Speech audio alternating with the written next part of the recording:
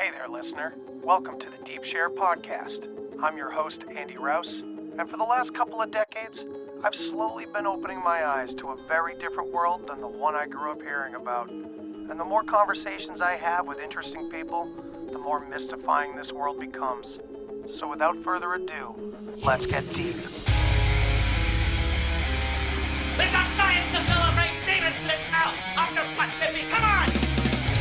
There is rebellion in the wind. It will crush. Everything I've said is true. It's real.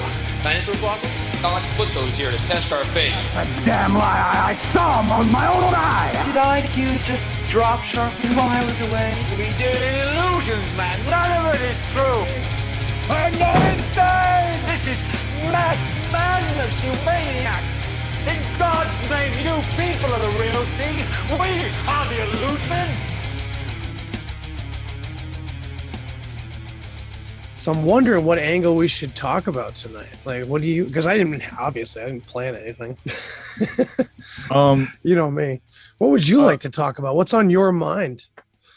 Yeah, so I mean, you're already recording, so I can just go in Yeah, it's the Deep Share. This is Danunnaki Dan, our good friend from Rising from the Ashes, and also the upcoming podcasts, Roots of Creation. Yes.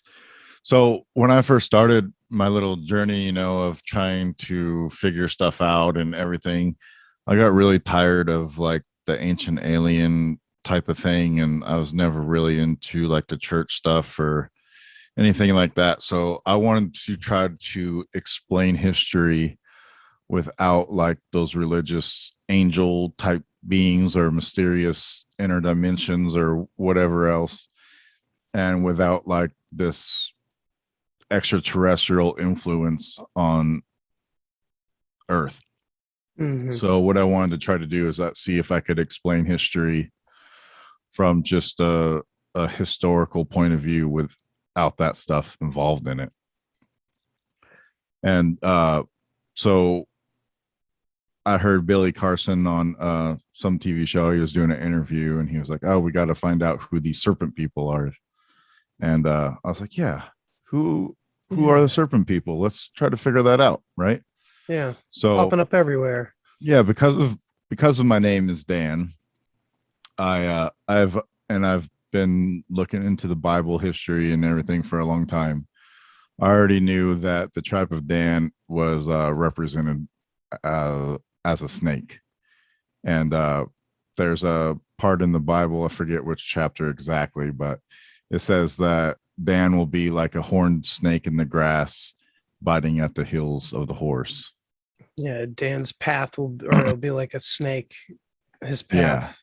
Yeah, his path. The snake trail. Mm-hmm.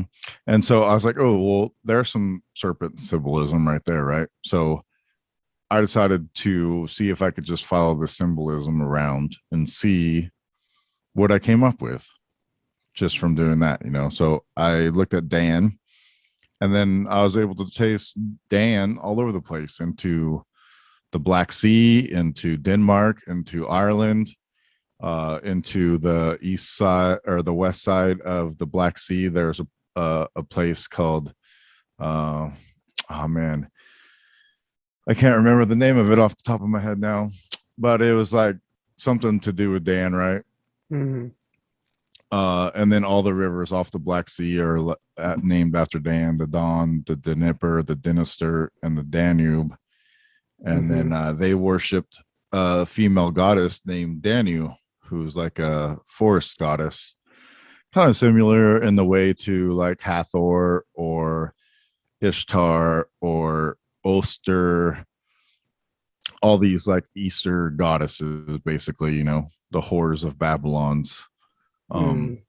They all pretty much have the same type of connotation to them. That'll connect in later too with like the Knights Templar and how they worshipped a female deity, and the church considered them blasphemous for doing so. But so you follow this tribe of Dan, and you find out too that they got kicked out of the 12 tribes because they were doing pagan stuff and they weren't worshiping God. And then so they get kicked out. So now there's only 12 tribes, right? And then so if you follow these other tribes, you find out that Judah and Benjamin stay in Israel, and the other 10 tribes leave Israel and go to the north. So that's pretty interesting, right? So that means these other 10 tribes all go to the north and reside between, I hear, like between the Caspian Sea and the Black Sea. You hear like steppes of Russia. They move into Western Europe. And then I have this book over here that talks about, it's called The United States and Britain in Prophecy, written by a guy named let me see, Robert Armstrong. And there's this really killer podcast called Watch Jerusalem. Jerusalem. Shout out. And they go through all the different tribes on there and where they end up. And what's weird is all the different tribes end up in like Western Europe, in Sweden, in Holland, in France, everywhere actually except Germany and Austria. They say Germany and Austria is the Assyrians. And this is what Joakim Häggström would call the Hashirians. Right. From the Hashassins. Yeah. It's a hard word to say. Yeah. They were literally assassins, but they were also eating tons of hash and smoking tons of hash in the temples. And even possibly dealing it and selling it. Even their blades were, holy symbols to them and everything that they killed with. Oh yeah. I can't remember the name of it though. It's gonna drive me nuts. Maybe I'll remember at some point. Like sickle. Yes, I can't remember the name of it though. But I know what you're talking about. It's like very that specific to them. Pirate one, that marauder type. Kind style. of, yeah. I almost want to say that the pirate one is almost like maybe a distortion of it. Yeah, for sure. So go ahead. So as I like start to look into like the tribes and stuff like that, and I see like all this symbology and all the serpent stuff. You see like the serpent mounds in Ohio, and then you have like these effigies and serpent motifs and plume serpent with the Mayans, and then you have serpent mythology in China, the dragons. You see the serpent mythology everywhere, even in the Bible. Naga. It's the serpent that tempts Eve to eat the apple, right, to give the knowledge. So I'm curious if we could find any like serpent symbolism with, say, Prometheus, because he's the same damn character as Enki, basically. You know what I mean? Yeah. Well, he's the trickster, right? He gives fire. Yeah, he is. So, but I mean, that's the odd thing, because that's where the serpent ends up going too. It goes to this Enki character and all that symbolism as well, along with Dan, which is the interesting part. Along with Dan. Yeah. And then Dan is like the outlier that kind of didn't join in all the reindeer games. He's Rudolph, Dude, it's almost like your name Danunnaki is kind of like a hint at this too. It's like, exactly. That's exactly why I went with this name. Okay. I wasn't sure if it was just a convenient pun and you're like, hell yeah. So when I was looking into this stuff more, I was doing research, and on ancientorigins.com I found interesting article that pointed to the fact that there was an ancient civilization in the Danube River Valley called the Danube River Valley Civilization, and they had found there artifacts of writing, and it's not common knowledge because a lot of people won't accept it as real, but they had a writing system, and they believed that their writing system wasn't used for like barter and trade like most writing systems evolved to be used for. They were actually like magic symbols, and they were used for divination and for magic ritual. Runes. Possibly. They didn't really speak that they look like runes. They just said that they were symbols.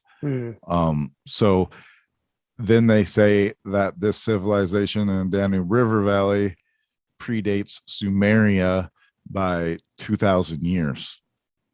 So that would put it at like what? 6,000 BC. 6,000? Yeah, because Sumeria I think dates to Like 3. around 4,000 BC. At latest. Yeah. Yeah, at the very Or earliest. Yeah. And then Yeah. Egypt is like 3,000, I think. Well, so-called by modern standards. The older dynasties were the late 3s, early that area. But no, actually, you know what? I think I'd have to take that back, because from what I've heard from Egyptologists themselves is that beyond 2600 BC, they know nothing. They know absolutely nothing. And they of Egypt? Yeah. Huh. And they're guessing beyond that. And that's I wish I had his name off the top of there's a great documentary to watch though. It's called, I'll get that one too, I guess. Shit. It's something about Egypt and shit, you know? But, anyway, he works at the Louvre and he's like one of the Egyptologists. He's just this old guy and he's talking about it and saying how, beyond 2600, it's all guesstimate. It's all just guessing at everything. Yeah. So piecing little things together here and there. But I think he was probably in his old age going, there's way too many inconsistencies to go along with this traditional narrative that's been pushed, especially in Egypt. We gotten off track though. Let's go back to Dan. Well, you also hear that Zahi Hawass hides a lot of stuff from the public. He has knowledge of older things going on and just doesn't reveal them. So there's possibility that they have found, like, look at the fucking, what is it, the Osirian, the one that has like the big old black sarcophaguses in the bottom, you know, massive things that have no huge purpose. There's like, seemingly. I think there's like 6 or 9 of them. They're massive. Yeah, they're huge. That has to be old as hell. What does that date to? Have they dated that at all? I don't know. I don't think so. Well, they probably have, but also Hawass isn't even there anymore. But that doesn't change somebody anything. else is taking over. Yeah, it's just the state anyway. You know, it's Egypt. That's who's in charge. Everything is always about money, right? So it's about tourism, getting people there to support Egypt and everything else. So if you tell them that, you know, it's different, or like maybe the Egyptians didn't do it, like, I don't know what they're thinking is that people aren't going to want to go there. I think people are going to want to go there even more. Yeah, that's why I would say that if it is being kept from the public for a specific reason, it probably isn't. I don't know. It's clearly more important than making money, because it would obviously, and they whatever, they know how to forecast what people are going to do very easily. Yeah. So it's like, they know just as well as we do that we would flock there if all the information was kind of given out. You know? Yeah, I'm surprised I even let out that Göbekli Tepe is around 10,000 BC, because most of it all pushes the biblical narrative of, you know, humans have only been around for, you know, 7,000, 8,000 years. So anything that goes out of that area is like, oh, well, I don't know about that then, because that can't be possible, because the Bible has all the answers. Not only that, but real quick, I don't know if you've heard Freddie Silva's work on Göbekli Tepe and like talking to the people in that area. Like, he's gone and talked to the locals and heard all the stories that are passed down orally, generation to generation and everything. And from what he discovered, the old meaning behind the name of Göbekli Tepe, and I guess like part of it is Armenian and part of it is Egyptian. The name, I'm not even sure if it's Göbekli Tepe. It may be a more local hidden name. I can't remember, but it means the umbilicus of Osiris. And he found out that the Göbekli Tepe site is like on this perfect angle pointing right at the Osirian. Pretty nuts, right? Yeah, that's crazy. What the hell? If we're saying that Göbekli Tepe is as old as it is, then it's like, well, what the hell was it pointing to if all this shit didn't show up until 2000, 2600? Super true too. That's weird. Or they built the Osirian after the fact and made that a lineup to go Blacky Tappy. That's possible. Yeah, maybe. Or if it's just a ley line, then the ley line connects to that point anyway. So that's true too. Yeah. I mean, most of these ancient sites are all connected on intersecting ley lines. That's how they get the energy, and that's how they get like that euphoric feeling by putting these sites there. That's why they can feel the presence of God in these areas, so to speak. And like, I'm not really a Bible person, but I use like everything as a tool to like help me try to explain everything. And I think the Bible has a history to it and stuff. So I'm willing to go into it and look at it and piece stuff out and see how it connects to other different religions and other belief systems. Because once you look at it like that, you start to see a lot of similarities. And, you know, they say the devil's in the details. So I try to pull out the things that are similar in them and then leave out the detail stuff. Because that's when everything gets confusing. That's when it gets like more of a personal basis. But everybody believes that, you know, there was a flood. I mean, that's predominant in like every single belief system. Creation, I mean, that gets a little bit different everywhere you go. Because no one was there to see it. Yeah. So, I mean, I think the Norse believe it was two trees. And then you have Adam and Eve's story. And then I'm not even sure like how the other ones describe The beginning. Yeah, Well, the beginning. Two people. If you think about it, like if you look at Genesis before that, before Adam and Eve, before the garden, and you know, the creation days are very similar to symbolism in the Sumerian stories and the Babylonian stories, and probably the Mesoamerican. If I remember about, I want to say it's very similar. It's all these gods betraying each other and like the new generation trying to take over and shit like that. Similar to other. Yeah, it seems I mean, to there's be symbolism obviously towards the Bible. Obviously, puts it into completely different frame. You know, it seems puts it to be into a one pretty God. common theme, though. Yeah. Yeah. Well, it's mostly archetypes, and you know, Christianity just kind of turns it into the one.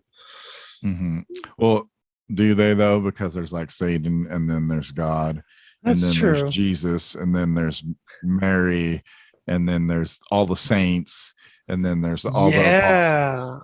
I never really thought about Technically, it like that. they do idolize them and pray to them too. Oh yeah. So we are it's to not worship really- every member of this It's story. not really that monotheistic as what they would like to believe. That's interesting. More well, it's set up like a kingdom. simplistic than monotheistic.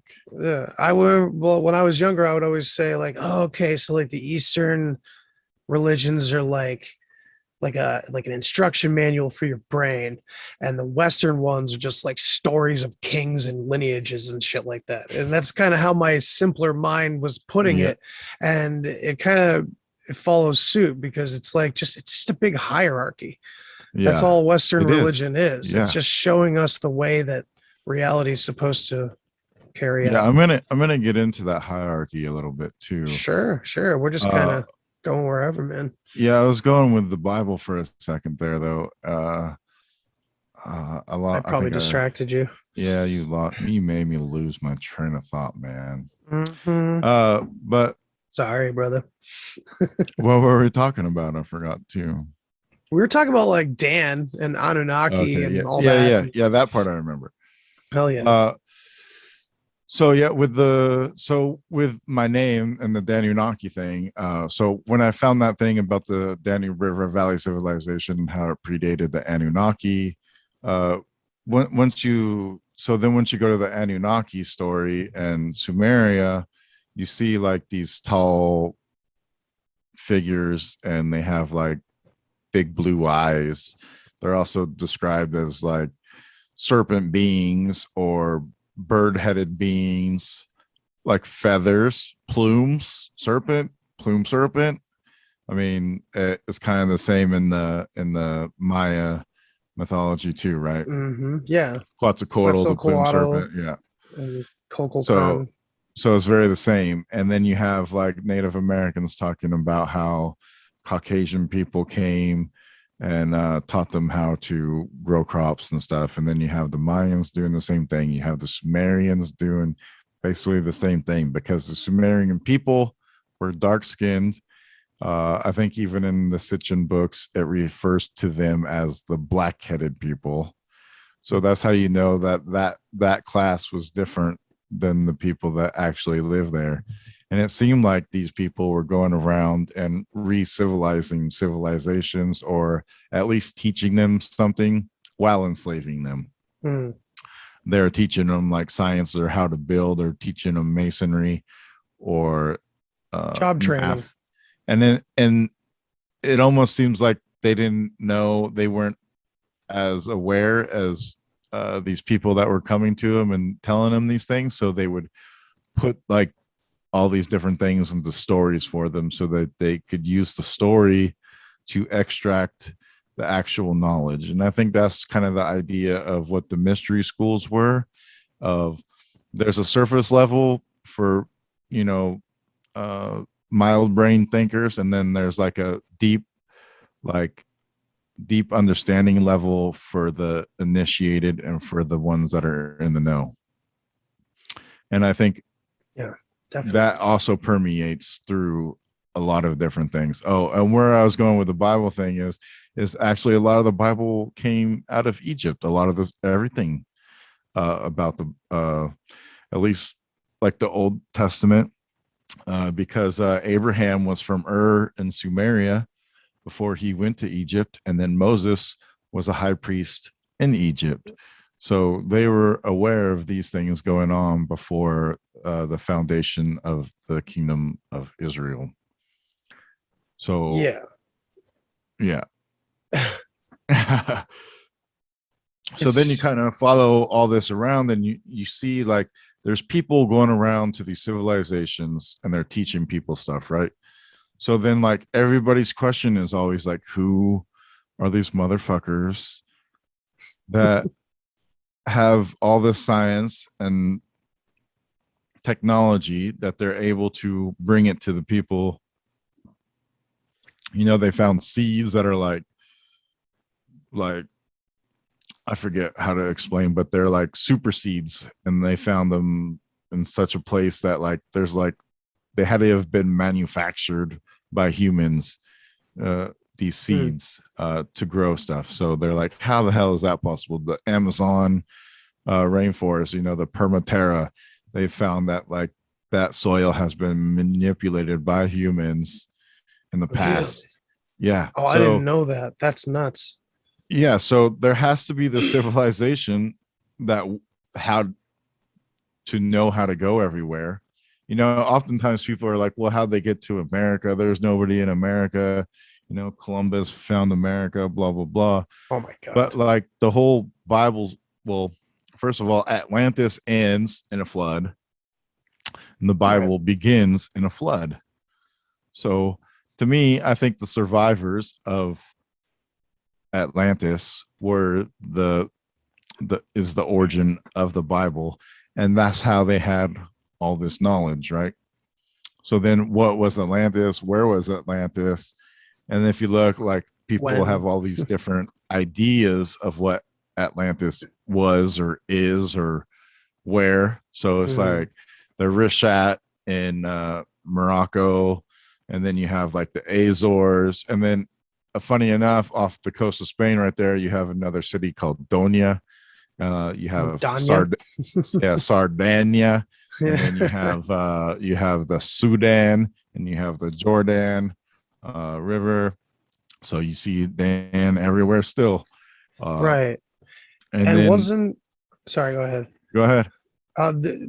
So the way that Dan was notated, it was like the symbol for a D sound and an N sound, right? Yeah. So that's why so for anyone a little like, well, they're stretching it, that's the reason why. It's because it was stretched to Dawn and Den and Dean and all over the place. Dan and the Irish name, for instance, which is what say it? I always screw it up. Tuatha de Danann. Right. So And I say it wrong. So it's a Yeah. tricky one. And It is also a tricky there's one. I know I brought up Freddie Silva. He definitely has work that shows that there's like phonetically a group that sounds like Anunnaki in Ireland or Scotland. I can't remember how it was pronounced, but it's very, very similar to the Anunnaki or something like that. Yeah, there's also like the Nuna. Yeah. And The Naga. the Naga is snake, yeah.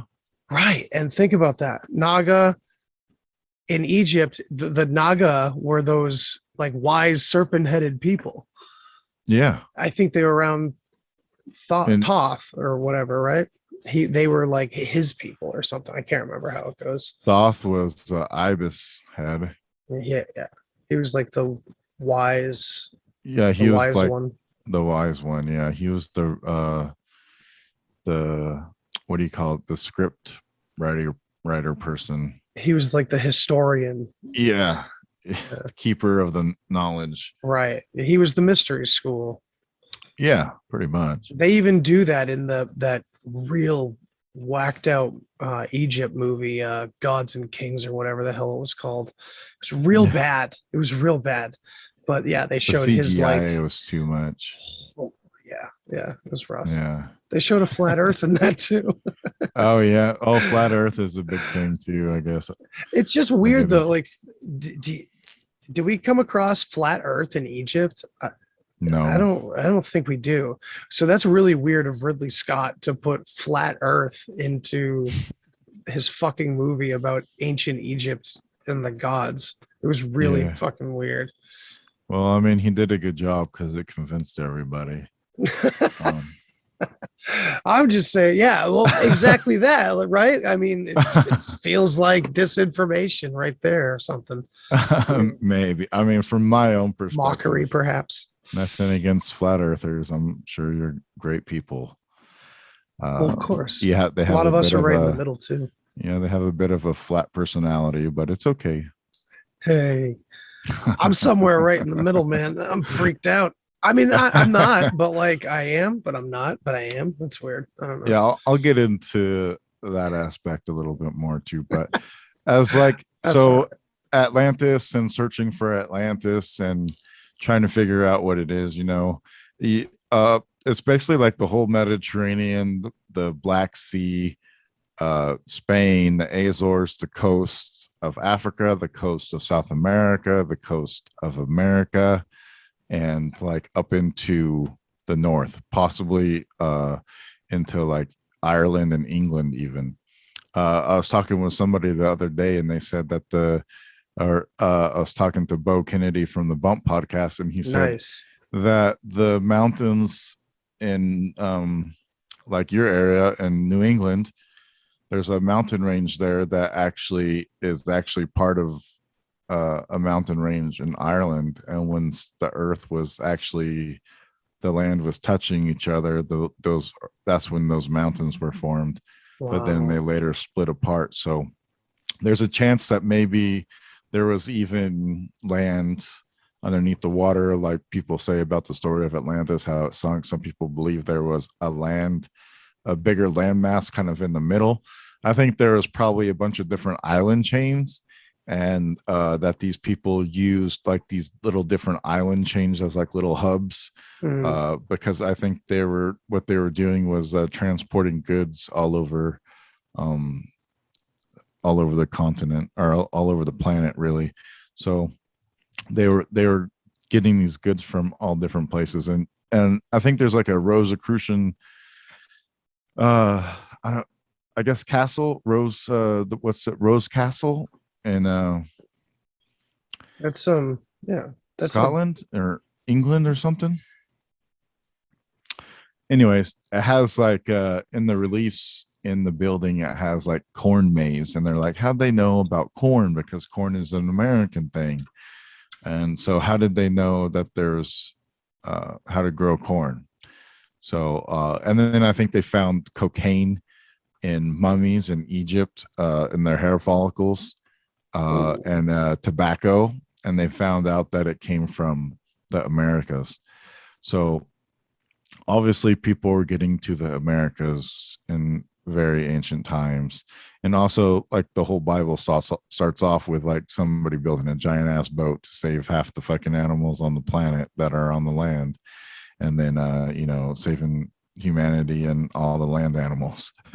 So they knew how to build boats since the beginning of Noah.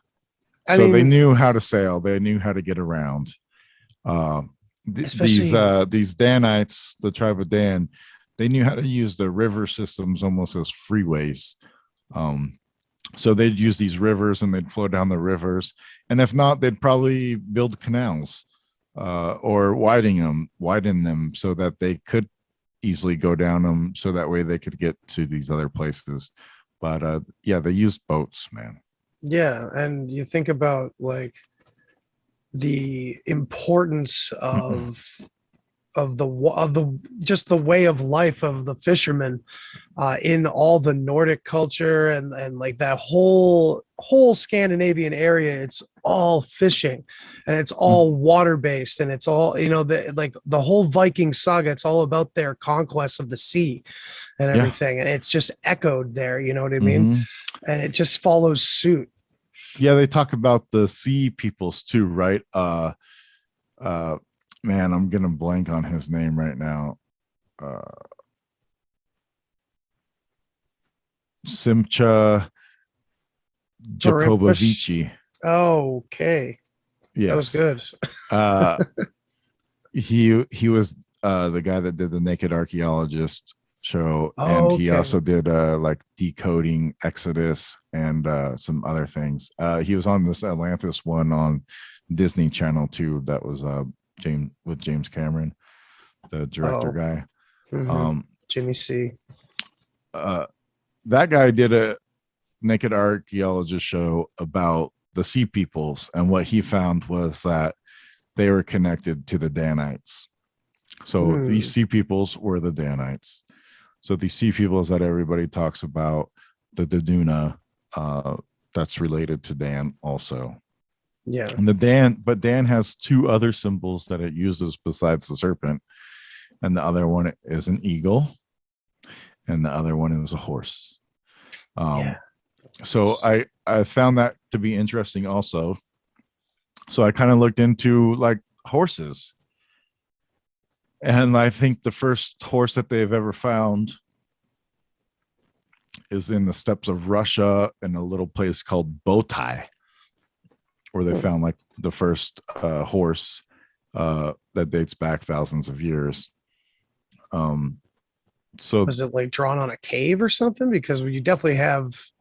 They uncovered it. It was remains. Oh, okay. They found remains of a horse, but they found out that they were like it was like animal husbandry. They're breeding them. They were able to figure out that they were breeding them there at that place.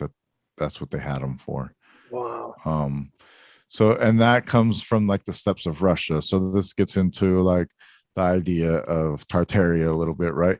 Also, like if you look at the origins of dogs come from like wolves and like these big, huge animals, right? And they come from actually like the same area, like this area in Siberia or Russia. Yeah. That's has a lot of snow and shit, and they had bigger dogs there, and then they bred them down. It's like, I think it's like the 45th parallel that goes like right through China, like the borderline of China and Russia, and then like all the way straight through the west into wherever. Yeah. Yeah, and you think about like the dire wolf mythology and stuff. It comes from that area. It's so you see animals like these pets that we have like starting in the same area. So there's animal husbandry going on thousands of years ago. Who's doing this? Where are these horses coming from? The chariots, the invention of the chariot, and these large horses. And I also have like a lot of reptilians in my bloodline, I guess you could say, according to some people. Really, Rolo is that much of a reptilian? Yeah. Well, I'm actually related to Abraham Lincoln also. And apparently, like, if I'm related to Abraham Lincoln, then I'm related to George Bush somehow too. Well, in that And, case, you're related to all of them. yeah, so then I must be related to all of them, and I'm a reptile. But from all that stuff too, it really got me into like trying to figure out like these people in my family too, you know. And Kenneth McAlpin is one of them, and he's the one that laid the stone at Tara, which is in Scotland, which is the throne of where the king would sit. He would sit on top of this stone, and he would be crowned king at Tara Mount.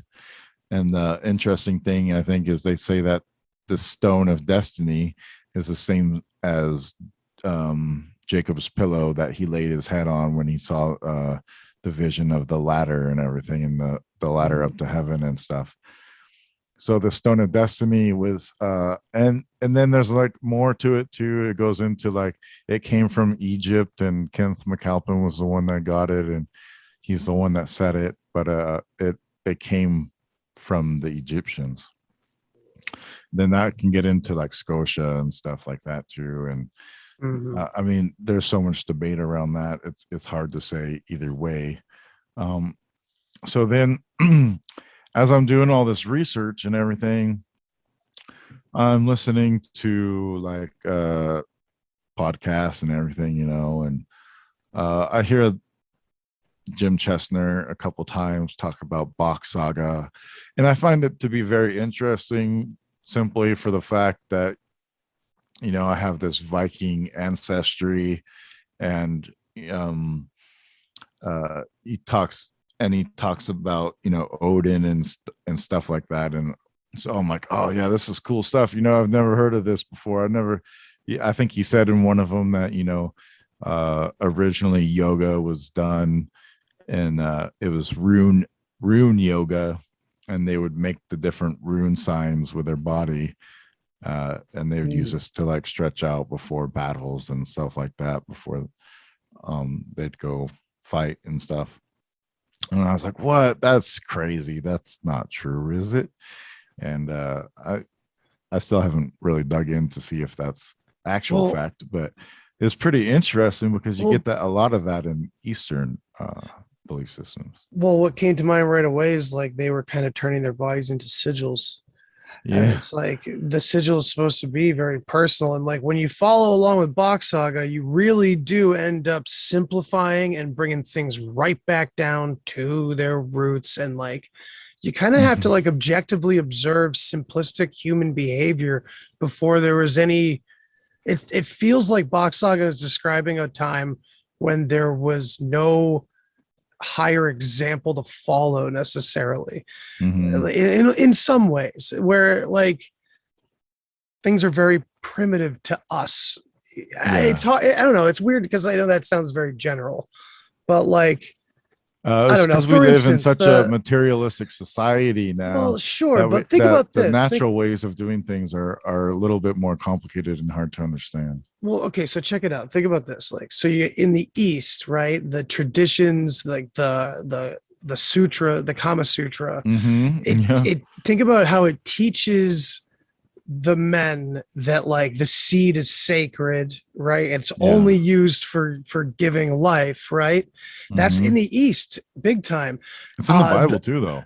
It is, yes, and we can get to that. And so in the East, the method of getting around that to be promiscuous is to control it and separate the ejaculation from the seed leaving the body.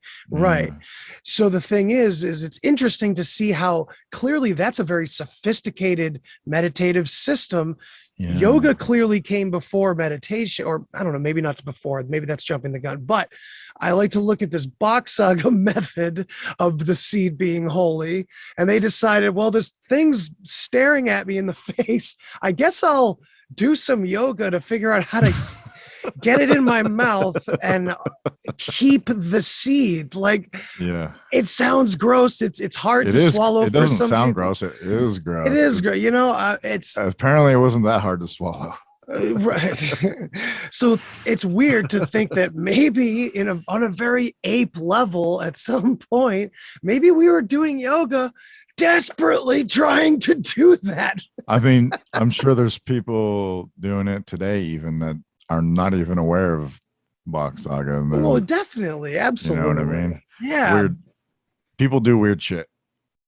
Indeed, but I'm just saying, like, the interesting connection that the goal is the same. The Yeah. goal is that the seed is holy, and it's still, and that's such a far reach for these two very Yeah, different it's areas of very- the world and supposed time periods and things like Mhm. that. So it's crazy that we had that intention, that mutual intention, and it's almost feels like the Bach Saga was the primitive version of what became this very sophisticated, sexual, meditative thing. You know what I mean? I don't know. Yeah, you could even say the same of like Catholicism and like the pagans is like the Catholics came around and they're like, what are these savage people doing? Like, you know, sucking their own wang and, you know, like living in the woods and with no clothes on, and, you know, these savage people, the savage way of living, sort of like, you know, when the Spaniards came to America and saw the Indians, are like, oh, you guys Same live story. savagely. You're not as, you know, high class as we are. We're more intelligent than you are because we're sophisticated. Yeah. Like, you guys don't have iPhones? You don't have our tech yet? Yeah. Come on, upgrade, bro. Get all slick and smooth. Like, it's the same fucking thing. It's It's the same thing that's happening right now. yeah, it's the same. It's the same. It's this artificial way of living that is ego driven and fear based, and it's turned into a big they, you know. Yeah. So once I found, you know, Jim and I listened to it a bunch of times, you know. Jim's awesome to listen to.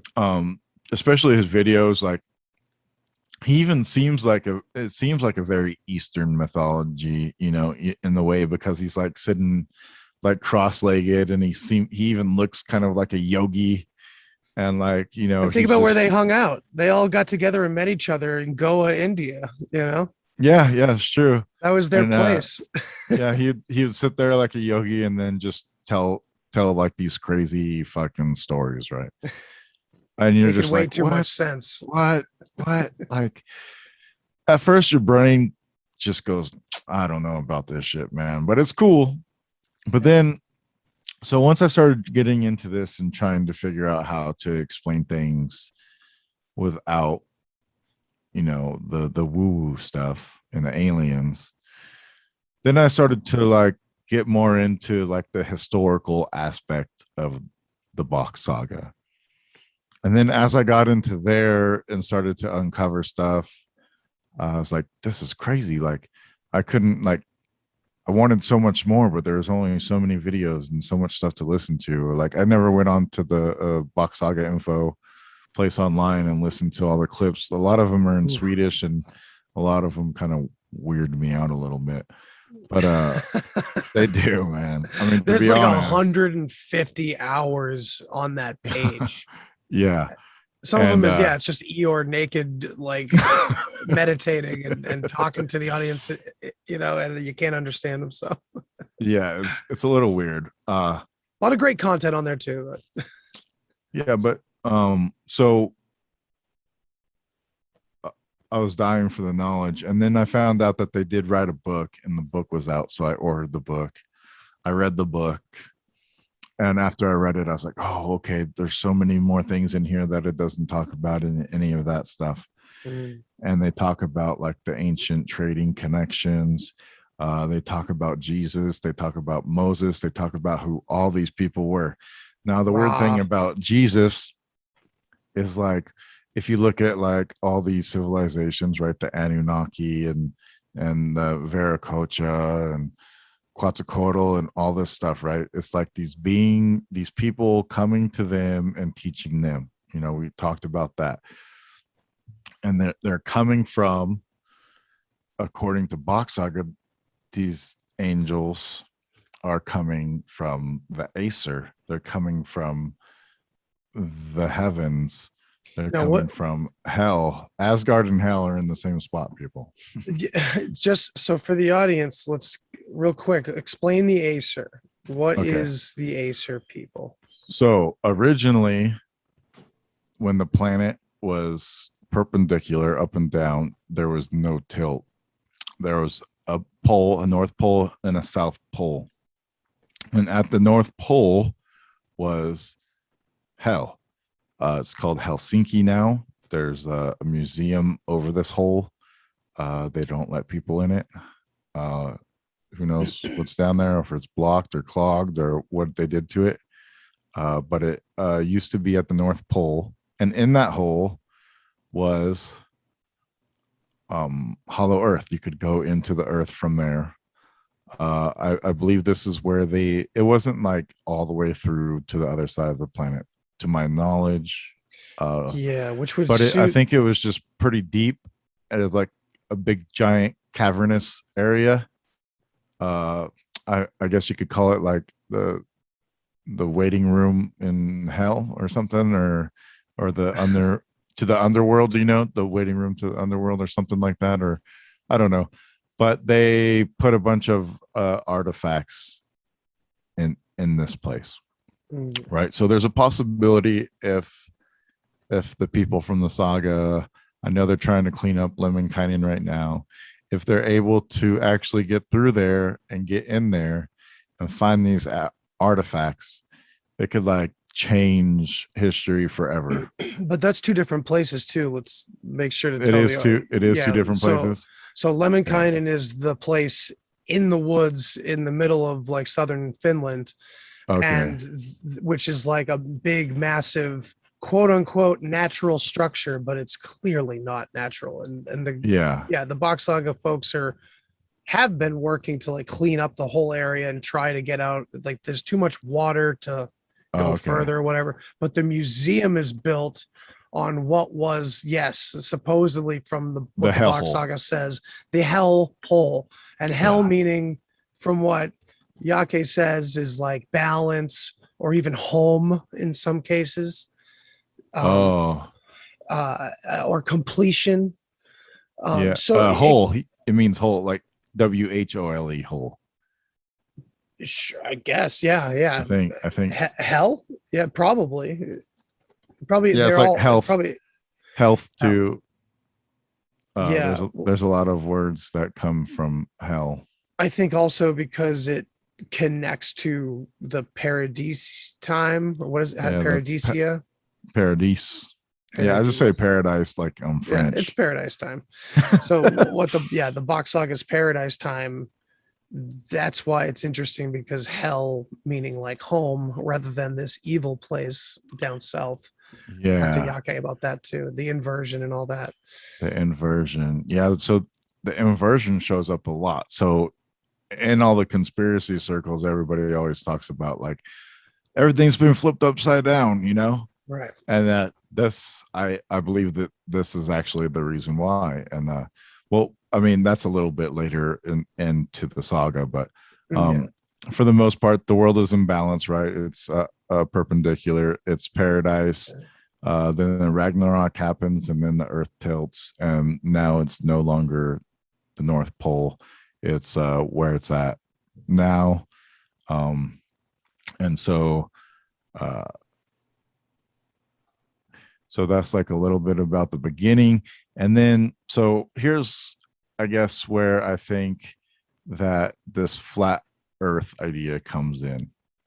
And it's because I think a lot of things like in our lives, like a lot of things come from things that happened before, and we have like this kind of remnant in our brain of it, or it's in the Akashic record or however you want to say it, it's still within our consciousness. Yeah. And so we try to recreate it in a way that we know how. And after that first Ragnarok, it was the end of the paradise, and you had the Ice Age. Yeah, And- let's just quickly and it- explain that the yeah. paradise time from the Acer point in the North Pole, because of the perpendicular nature of it, the sun appeared to go perfectly around all the time, correct? That was Well, another reason for no. paradise. No, I thought that was No, the sun has always been at the equator, but because there was no tilt, the world would just spin in a circle, and there was no tilt, so it would evenly get everything pretty much. Oh, okay. Gotcha. Regardless, yeah. And then once the earth tilted, then it made it so it made the seasons, and then the sun wasn't hitting every part of the earth Right. at the same level of I don't know what to And it call jostled the system, so it created an absolute catastrophe, which was freezing the planet, basically. Or a Yeah, good so portion it of created it caused all the lands to freeze over. Yes, all which- land ice. All the lands, yes. So it's like Poland, England, Ireland, Iceland. yeah, Iceland, Greenland, all the different lands in the north. Finland. Yeah, they got frozen over, and what they Well, say not is Finland. there's this giant ice wall that appeared around them, but because of the warm waters in the current in the Atlantic that would go up and through and into the Baltic Sea, it was the jet keeping stream. that jet stream was unfroze the ice in that area, and it was almost kind of like Game of Thrones style, right? With these White Walkers in this ice wall. Blue eyes. Yeah, and these White Walkers are all trapped in this ice behind the ice wall, and they can't get out.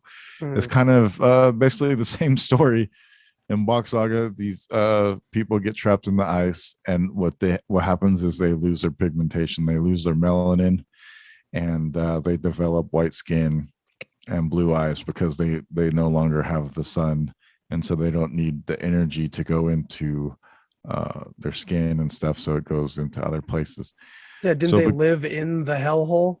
Didn't they go into the caverns and live I think underground? I think they might have went in the underground to stay warm and stuff and everything like that. Yeah, And talk about predictive programming in horror movies about, they must have gotten lost down here thousands of years ago. That's why their eyes are bright blue and their skin is pale. Yeah, it's always there. So it's kind of goes with that whole Arctic motif too, like the Arctic fox, the polar bear, the Arctic owl is, you see the white coat and then the blue eyes, and I think ones. that, to me, that gives a good kind of evolution thing for me. I see that as making sense, so I'm like, oh, okay, well, that makes sense, because this out of Africa thing that we all came from albino black people, that doesn't really make a whole lot of sense to me, and how we all evolved from that. So No. And this story, it fits into the evolutionary process too, because they say black people have been around for a long time and white people just all of a sudden showed up. Well, if they were stuck up there in the north in the frozen fucking wilderness, their skin turned white, and then all of a sudden they evolved and they did show up. And they'd be aliens. Yeah, they'd be aliens.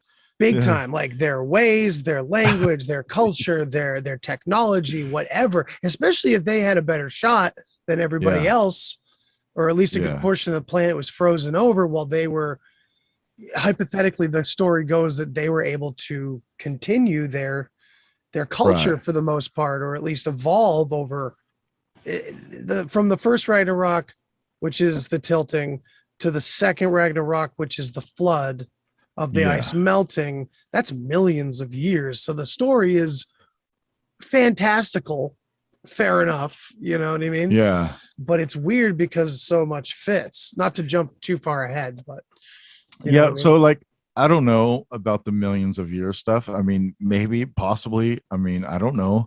True. I heard somebody earlier say, Andrew Collins was talking, and he said, like, they found bodies from 400,000 years ago, or evidence that humans were alive 400,000 years ago. So, I Yeah, mean, Michael Cremo to say too. and to say that we couldn't have been seems kind of ridiculous. If dinosaurs, I mean, if you believe in dinosaurs, were from 64 million years ago or whatever, I mean, then perhaps maybe there's a possibility that there was humans at the same time as these animals also. I don't know. Yeah, I like I to wasn't think I that wasn't around. there's always like a nugget of truth in every conspiracy theory, at least one Yeah. nugget, right? And maybe this very very popular newer idea of things aren't older, things are not as old, and they're lying to us about it. Like, it's interesting Yeah. how that dichotomy has happened, because I've been following Graham Hancock and all those Yeah. guys Yeah, for me too. like 2 decades now, right? Everything's Yeah. getting older. Shit keeps getting older, right? But Everything gets now it's older. like Tartaria comes along, and along with Tartaria comes, oh, all this idea of like they added 1,500 years here or this and that. It's interesting how this So condensation is being talked about now, adjacent to all the things getting older stuff. It's weird. It's fucking weird. So I'm going to get into the calendar part a little bit later. But as far as like the flat earth motif, I think that this is like the conceptual idea is like these people were stuck in the north with, it even says in the saga, a big giant ice wall around surrounded them. Yeah. And in 10,000 BC, they have a date close to around that. That's actually like, I think within 300 years of the date for the Younger Dryas, which the Younger Dryas they just recently figured out. That's like a pretty new thing. And this oral tradition came out in 1984 from Eeyore. So, I mean, it's pretty interesting that they had it in there, and it actually fits. It fits in with what we know now. So, and we do know now. We like an article came out just this morning, like praising the comet research team for like new evidence or something like that, man. That the Taurid meteor stream has definitely been like, just dropping chunks of garbage, giant rocks down on us multiple times over the past like 20 to 30,000 years. And it would make sense. I'm sure.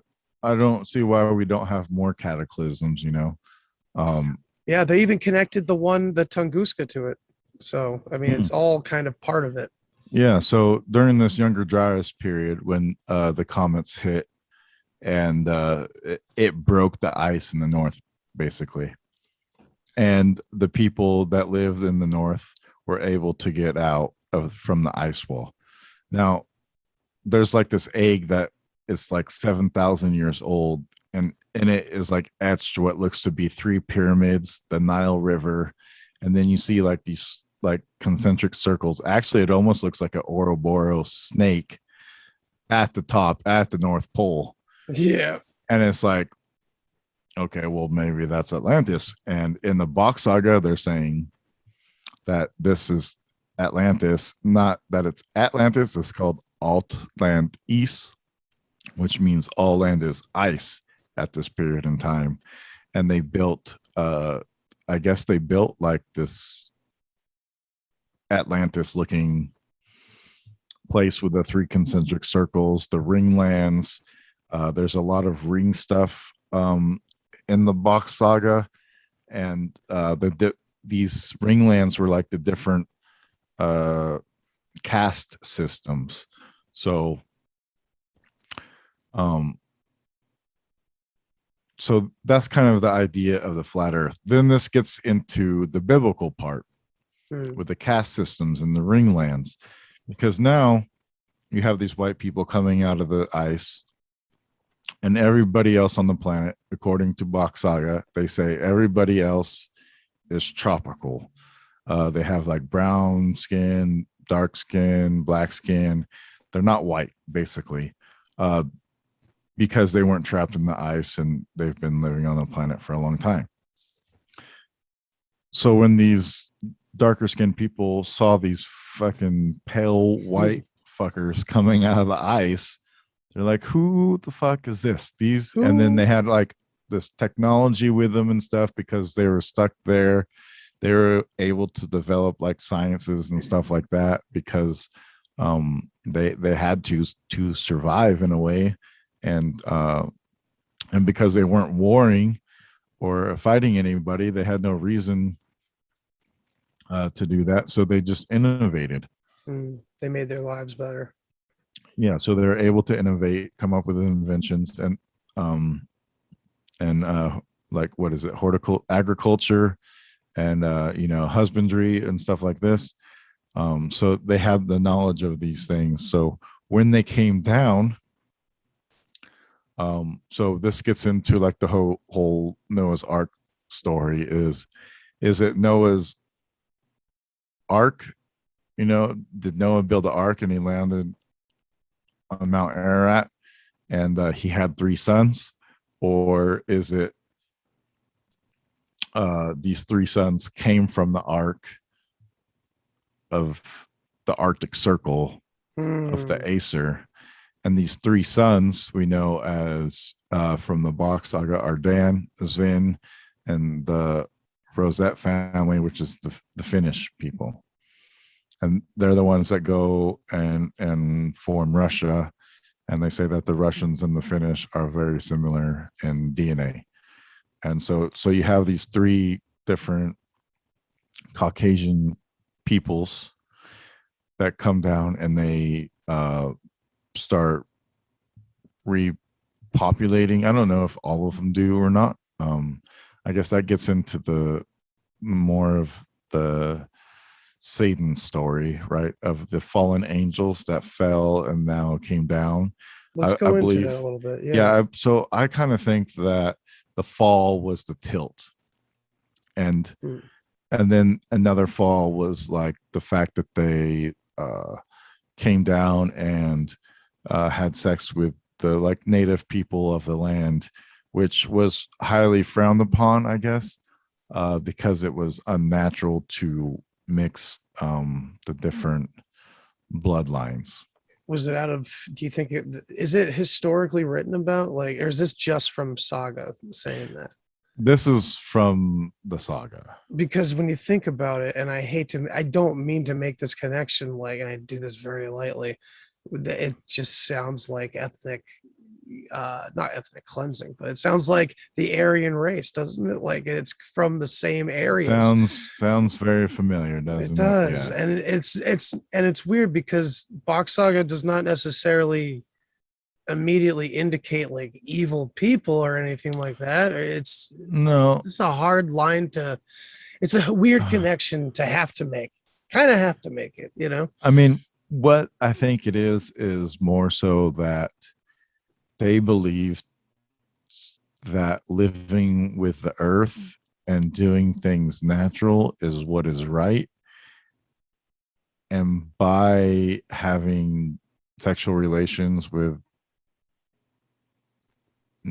people that I guess are not like you, it's against the natural law. Yeah, we were more primitive back then too. And when you think of just how alien these people were to the rest of the world compared to just us taking a trip to, to another continent right now, I'm not trying to like be it's a weird thing. I mean, right? and it's not I don't think it comes from a hate place, but it might come from a fear place. Clearly a fear place, I think maybe I mean, even if it was for a good reason, it could come from like in line, some type of like remorse or like the fact that they were stuck in ice, and couldn't get out, and now all of a sudden they could. You're gonna go mingle with yeah. with them? I think some of them were like, yeah, let's get some of these chicks. They're fucking hot as fuck, man. Because we're like, we've been stuck in the damn ice, sucking each other's dicks for fucking sucking our own millions of years. I just Success. success. I mean, I don't, like I said, I don't agree with everything that's in it, but I find the story itself to be pretty interesting, and Oh yeah. the connections that it does have. For me, trying to explain things without the woo woo, this really like fucking busted open for me, you know? Oh yeah. So what you get is you get these people that come out of the ice, they start having sex with women. And then who's that person? That person is Satan, is the one that falls, right? Everybody else respects the natural law, and it's Satan that starts having sexual relations and creating these hybrid people. And so you could get into like what the hybrids are, which they say are the Nephilim, right? The giants. So it created the giants, but I believe that these are what they referred to as the Titans, the people of the Acer, the people of the heavens are these Acer people, and they had like a kingdom in heaven. That was the kingdom of heaven, was the Acer. Right. It was the most high place, literally, because it was in the fucking top of the world, the North Pole. So it was the most high. So when you get like these different things like that, and you know, stuff starts to make a little bit more sense. I mean, and even some of the stuff in the Bible lines up to this too. So Satan's fall, or the fall, yeah. So Satan was in the saga. His name, I'm attributing this to it, not the saga, but this is what the connection I kind of made is there was a person named Ra that came out of the Acer, and if you think like Satan was cast out of heaven, then he was sent out from the Acer into a different caste system, a different ringland.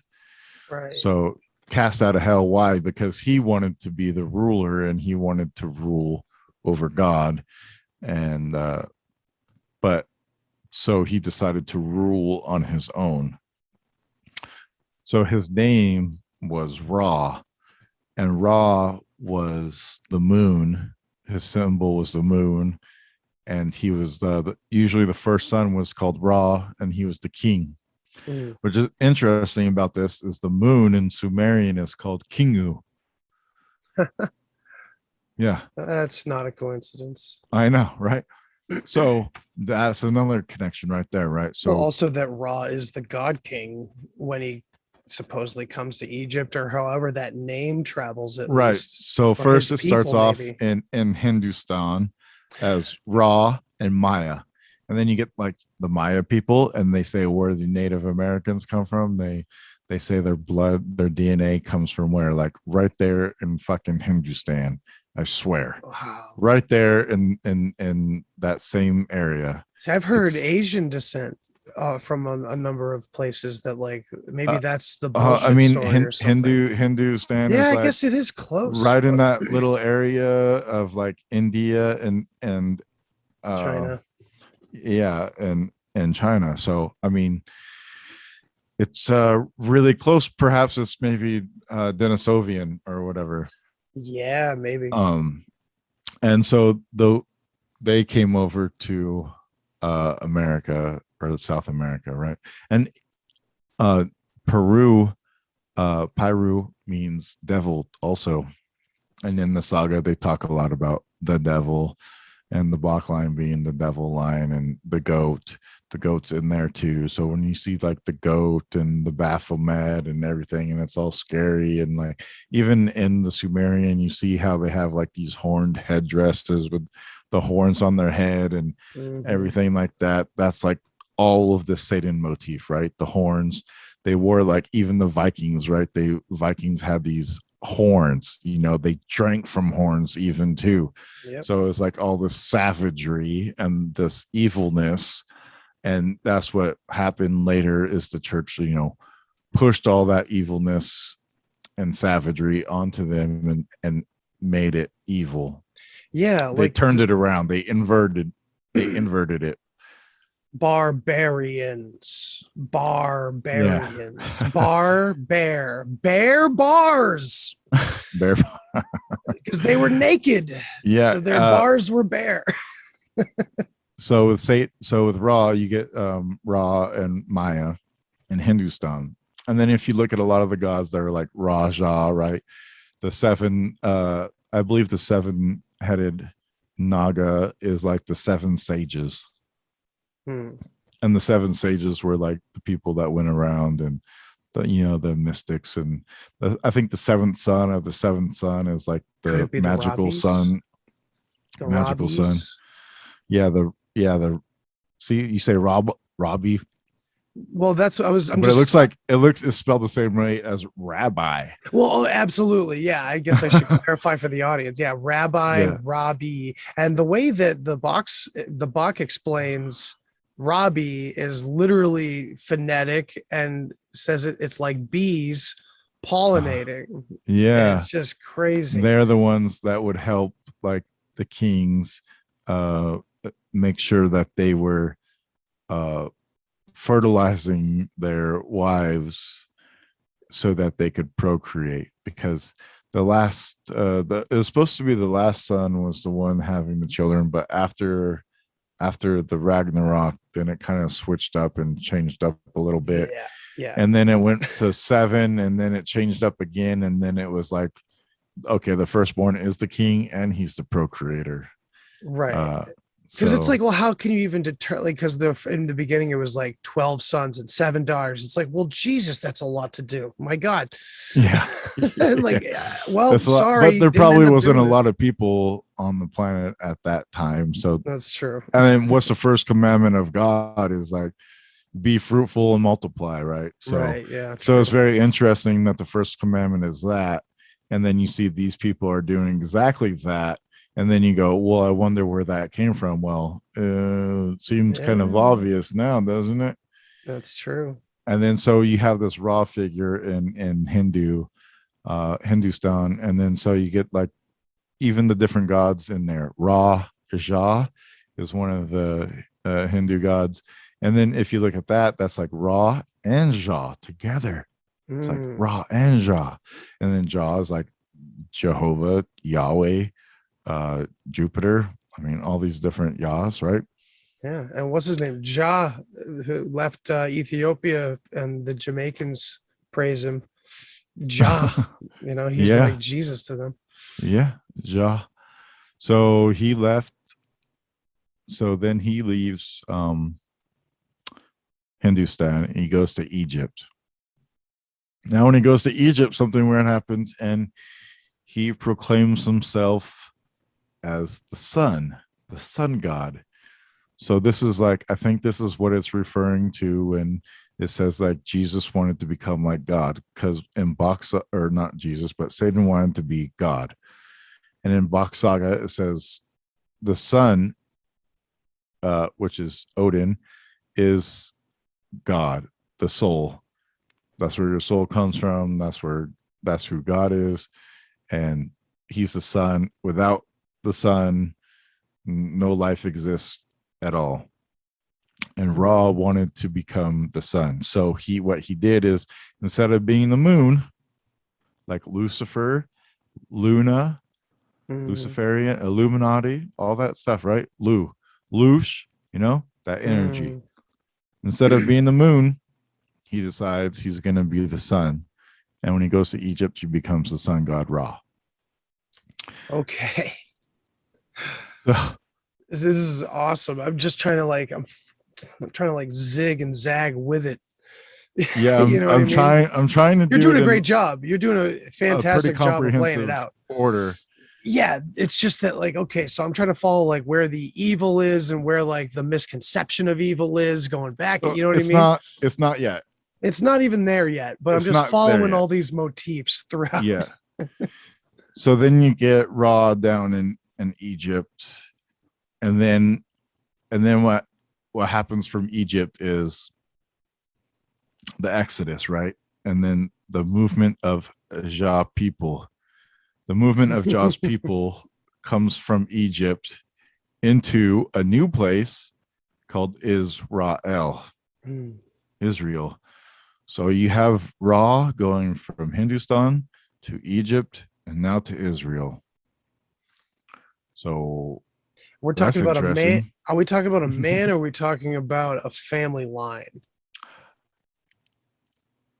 Like, because we're talking definitely a compression of time. What I think actually is Ra is the name of the king.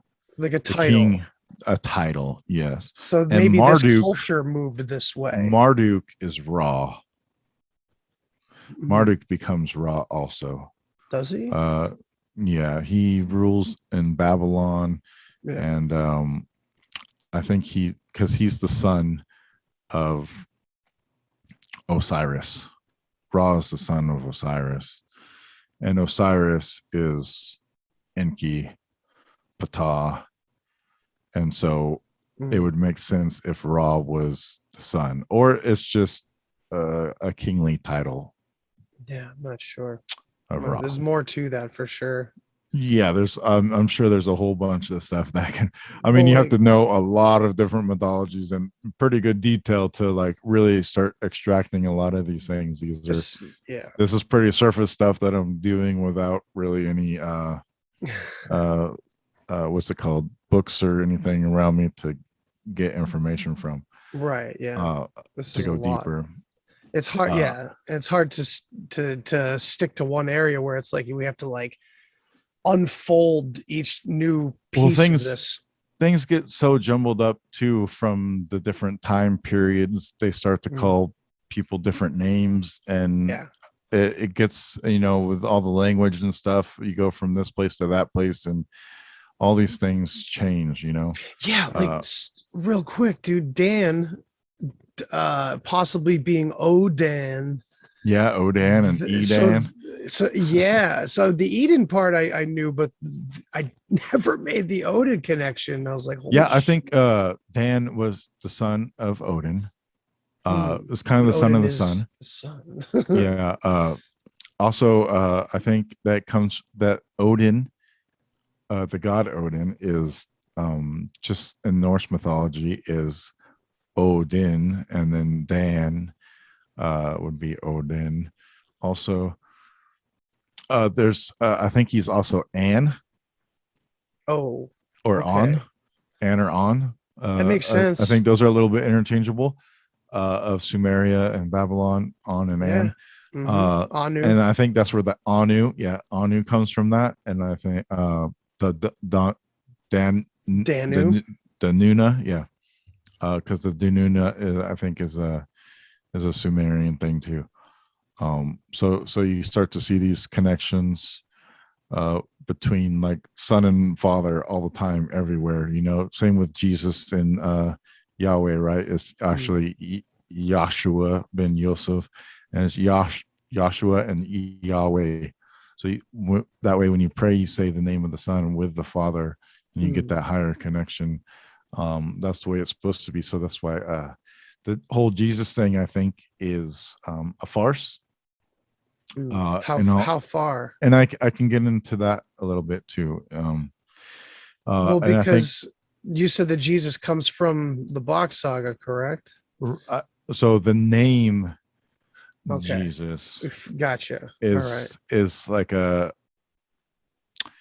so there was a god of the Danites named Isa. Yes, and Isa. I think Jesus comes from Isa, and because technically the real Jesus, his name is Yahshua, because that fits in with the Yahweh, right? So Jesus doesn't fit in with Yahweh; it fits in with Zeus, Jesus and Zeus.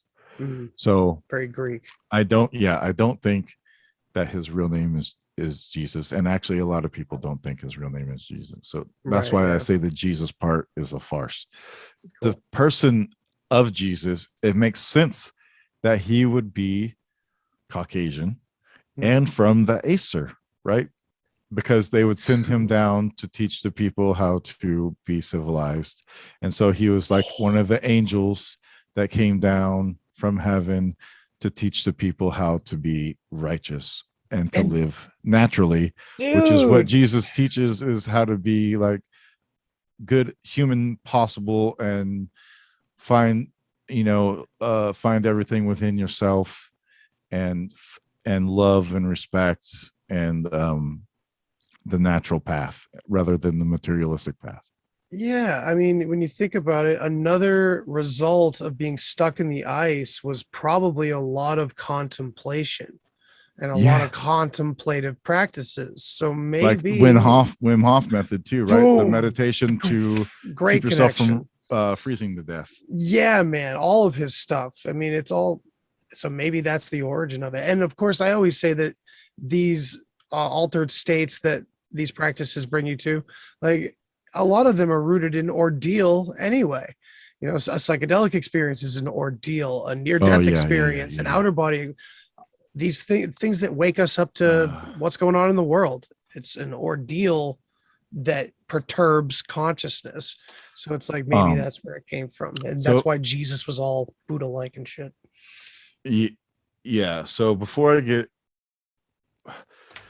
more into Jesus and Satan, the time thing. So I kind of go by the moon calendar, because if you go by 13 months of 28 days, you get 364 point something. So it actually fits in really well with our calendar, our motion around the sun, or however you want to say it, or the sun's motion around us, or whatever the fuck it is. So the concept of time and this 13th zodiac. So this 13th zodiac is Ophiuchus, right? And it's the man holding a snake. I believe this to be very important, because even in the tree of life, once you get to like the 12th circle from the point of the middle, like it stops and it's like surrounded, by another circle, and it stops right there. But if you keep going, you get all kinds more shapes going on. And I think the 13th is meant to be hidden. Because they took that zodiac out, so they hide the 13th of everything. That's why it has this connotation to it. Like they even killed the Templars on the 13th of Friday, the Friday having the connotation to the divine feminine and killing that feminine energy, or however you want to look at that, you can look at that. And I think it plays a big part, because I remember reading the Sitchin books, and I know a lot of people don't agree with him, whatever. I think it's more like, don't worry about the details of it and just worry about the main part of it. Yeah, absolutely. He was a genius. Yeah. I mean, everybody else that's deciphered him has come up with pretty much something very similar to what he said anyways. Maybe he got some of the words wrong, but I don't necessarily know that was intentional or just by accident, because he was trying to decipher something nobody else ever has. Yeah, maybe it's I don't know that he's going to do it perfectly. Part of our perspective has changed. Maybe it's our perspective as well. We've moved on a little bit from ancient alien theory. Not that we moved on; it's still definitely very present. But so this time thing plays a big deal, because I think if we look at time based on this moon calendar idea, then an age would be 2,800 years. And that would fit into a circle of time. Also, if you divide it by the 13 zodiacal signs, and so it'd be the same as like a moon, right? The moon days, right?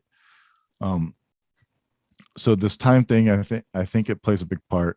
And if you look at the different ages, I mean, you've talked to Micah Denk, you realize that like each age has this animal. The Aries has the ram.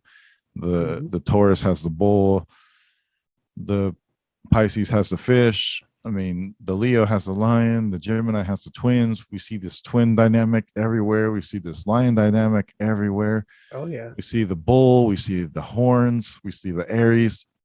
I think so. This gets into the Tartarian idea of Tartaria coming from the time of Aries. So if we put it in that perspective, then we can say that this time of Aries was, if we say Jesus was the start of Pisces, and that started in 1 AD, then that means 2800 would be when the age of Aquarius is. So that's like 720 years away. Yeah. So I know when I've heard that. Fomenko talks about the missing 1,000 years, and people in Tartaria talk about the missing 1,000 years. I don't necessarily think it's actually missing out of time. I think what's different is the calendar system that we're using is off, and we're miscalculating time by 1,000 years, and there is no age of Aquarius right now, and everything that's going on with this age of Aquarius stuff and new age and everything is artificial. It's a farce. It's a farce, yes. And this gets into the Tartaria stuff and the Aryans of Aries. If you look at Aries is ruled by the planet Mars. So that's where you get your alien race from. Your alien people is these Martians. I think Ari Aslin was saying how one of these people came from Mars. They said it in like the books. This guy came from Mars, you know, and the ancient mythologies. And I think that's because they were the people of Aries, and so they were Mars. They're Martians. That makes sense. So with time, that hidden 13 too is the man with the serpent, right? It's the serpent man. It's the hidden creation. It's just like the serpent in the garden. It's like not really there, right? It's bad, Right. but it is there. But it's like the secret mystery. Not only that, but think about if they're the age of Aquarius. The Aquarius, the symbol is the man. Yeah. And so it's the man holding the serpent. That's interesting. Yeah. It's that kind of seems to circle back around on itself. Oh yeah. It does. You can also see like a lot of this symbology of a scorpion, which is Scorpio, which I think Ophiuchus is right after Scorpio. And right before, I can't remember the other one off the top of my head. But he's right before the Scorpio. And you see the scorpion snake symbology a lot of places. And especially in like there's I have this one picture that I show it to everybody, but it's like this red-headed god looking thing, and he has like a pitchfork to his right. And then to his left, there's like a snake and a scorpion, and then a woman sitting on a chair, like he's like holding her on a pedestal. And to me, it like screams like Danunnaki, or it screams Dan. It screams like, you know, these redheaded giants, the Danu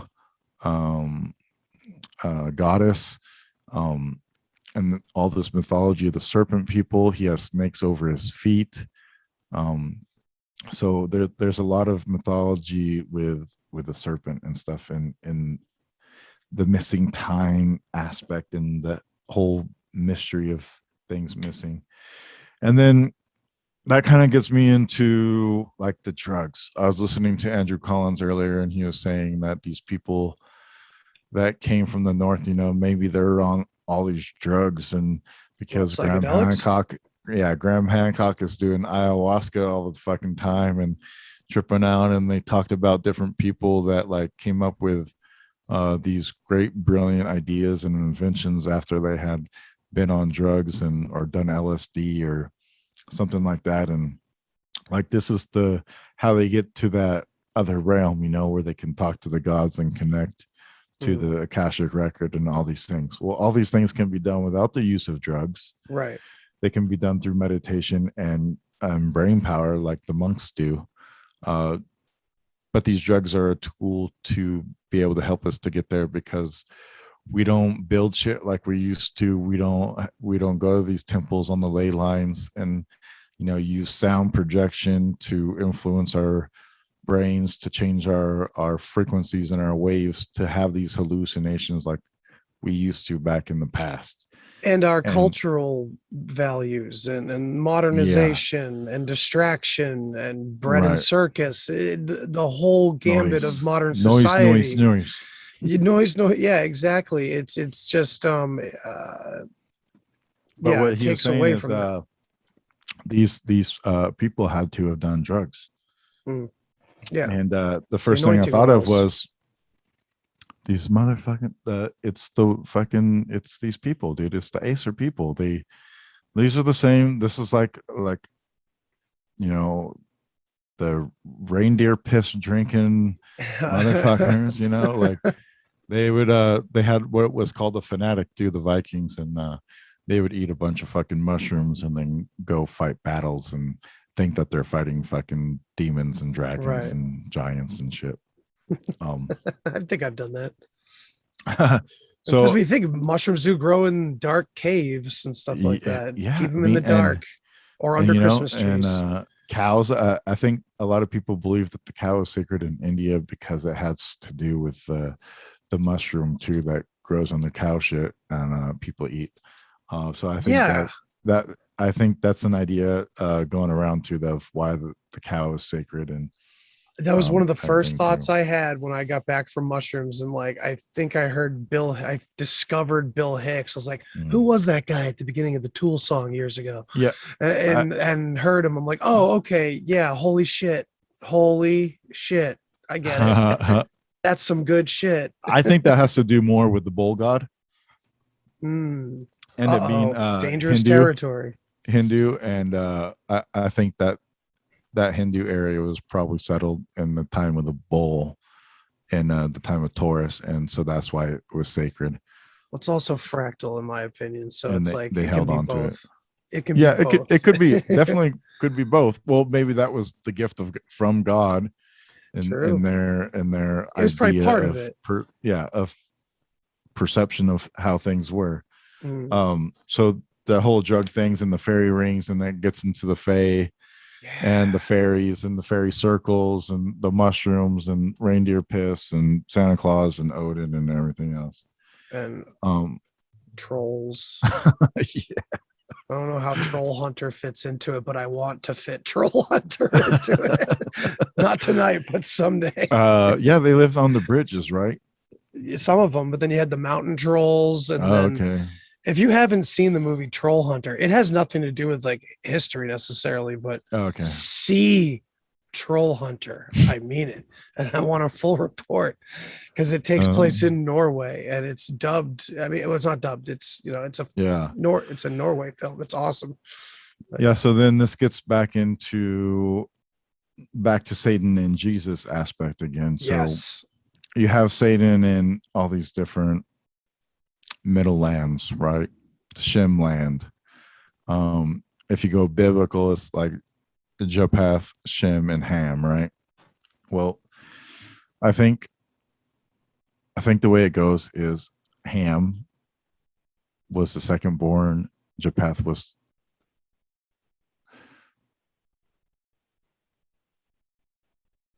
the second. Ham was I don't know.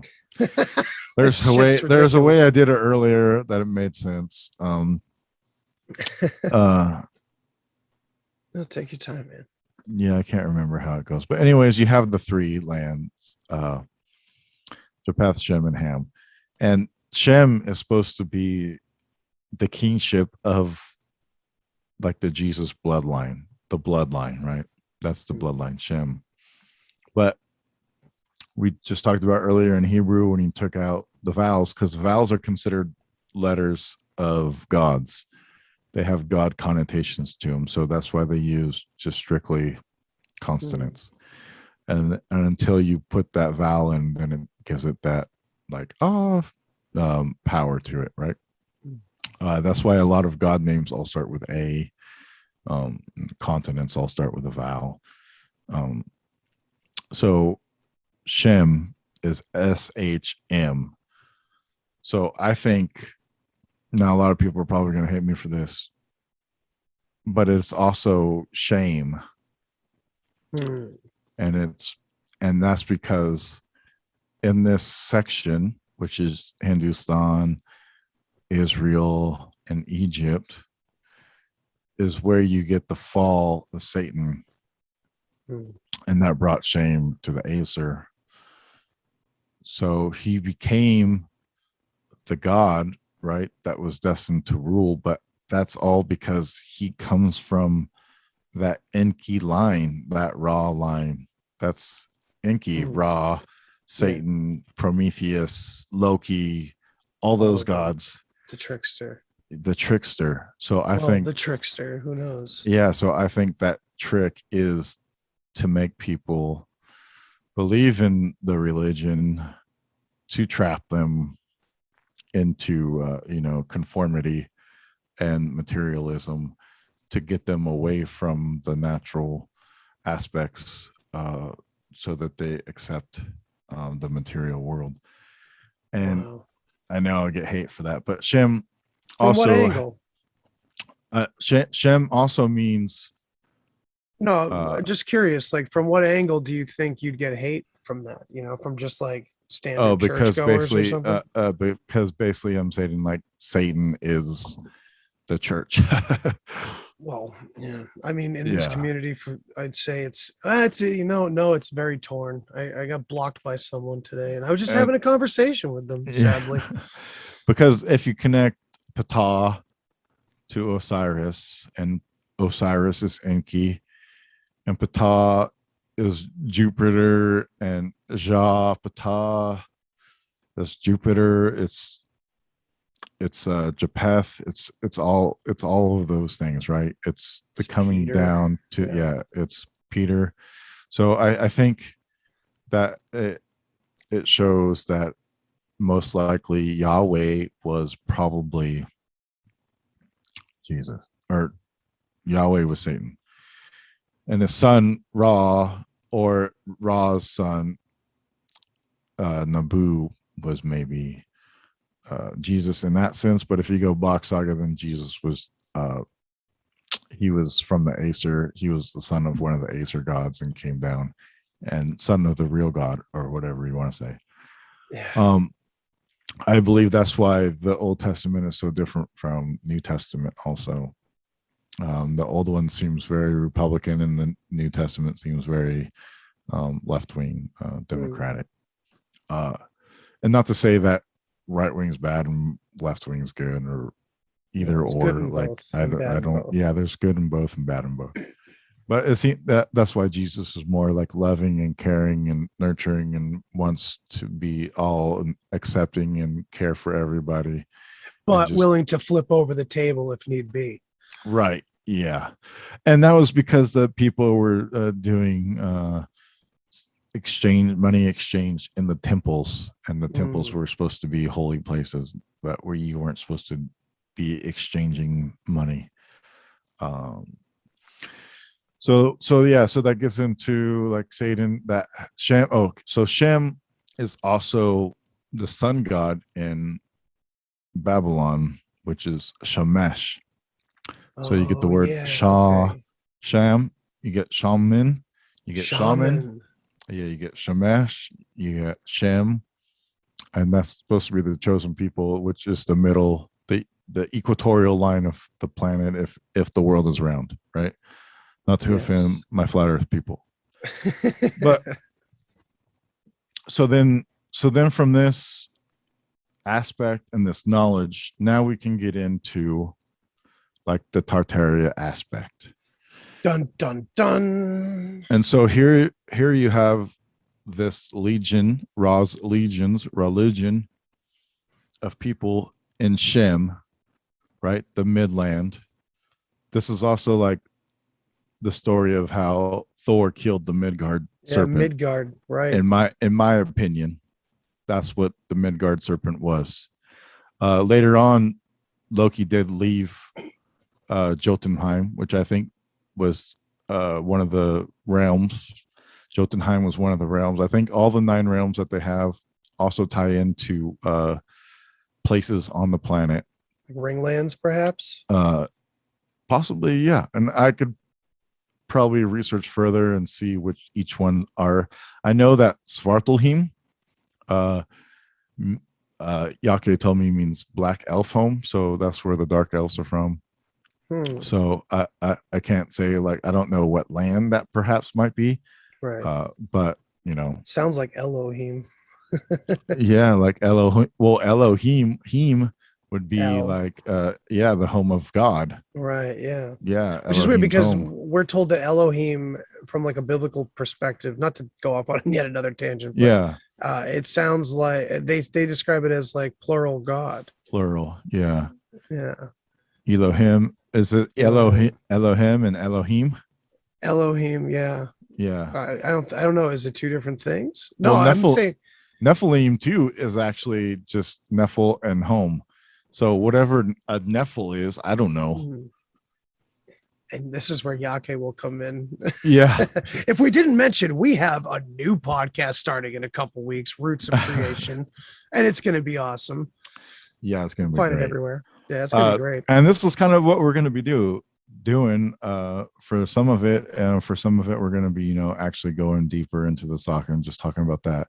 But I think in some aspects we're going to be talking about other aspects of history, Yes, and looking at through the lens of Bach Saga to try to explain history in the way that I'm kind of doing right now, and get a little deeper into the details rather than me just kind of babbling.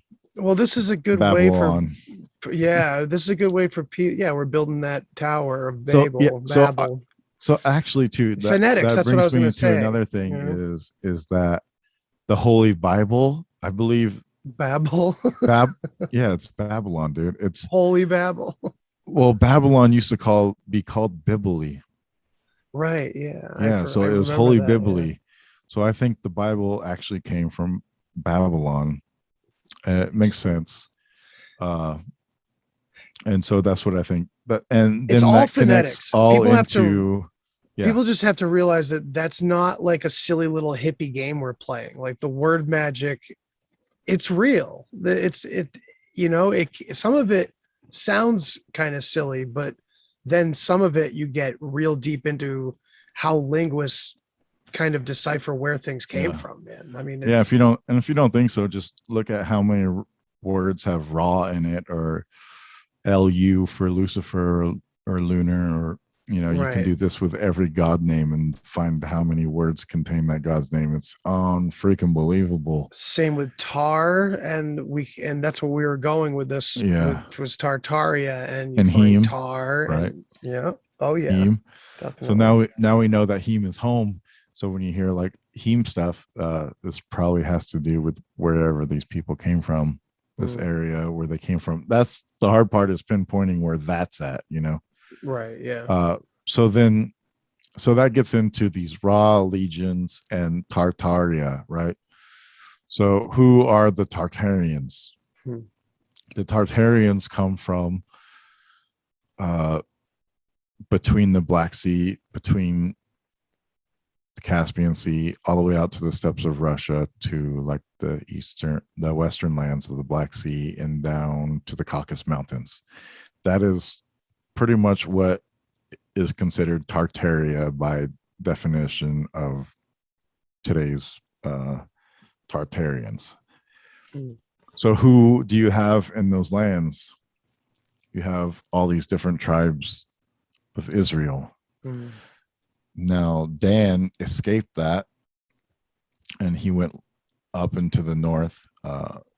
Apparently from this book I was talking about earlier, the United States and Britain and Prophecy, they talk about how all of these tribes went from Israel to all the Northlands, to Holland, to England, to France, and all these places in the north, which seems weird to me, that if God gave you this beautiful land to live, you would all leave it, and only two people would stay, Benjamin and Judah. But they were scared of the Assyrians, so they had to pack up and leave. And it seems like the Assyrians just followed them everywhere, and then they ended up as the Germans and the Austrians.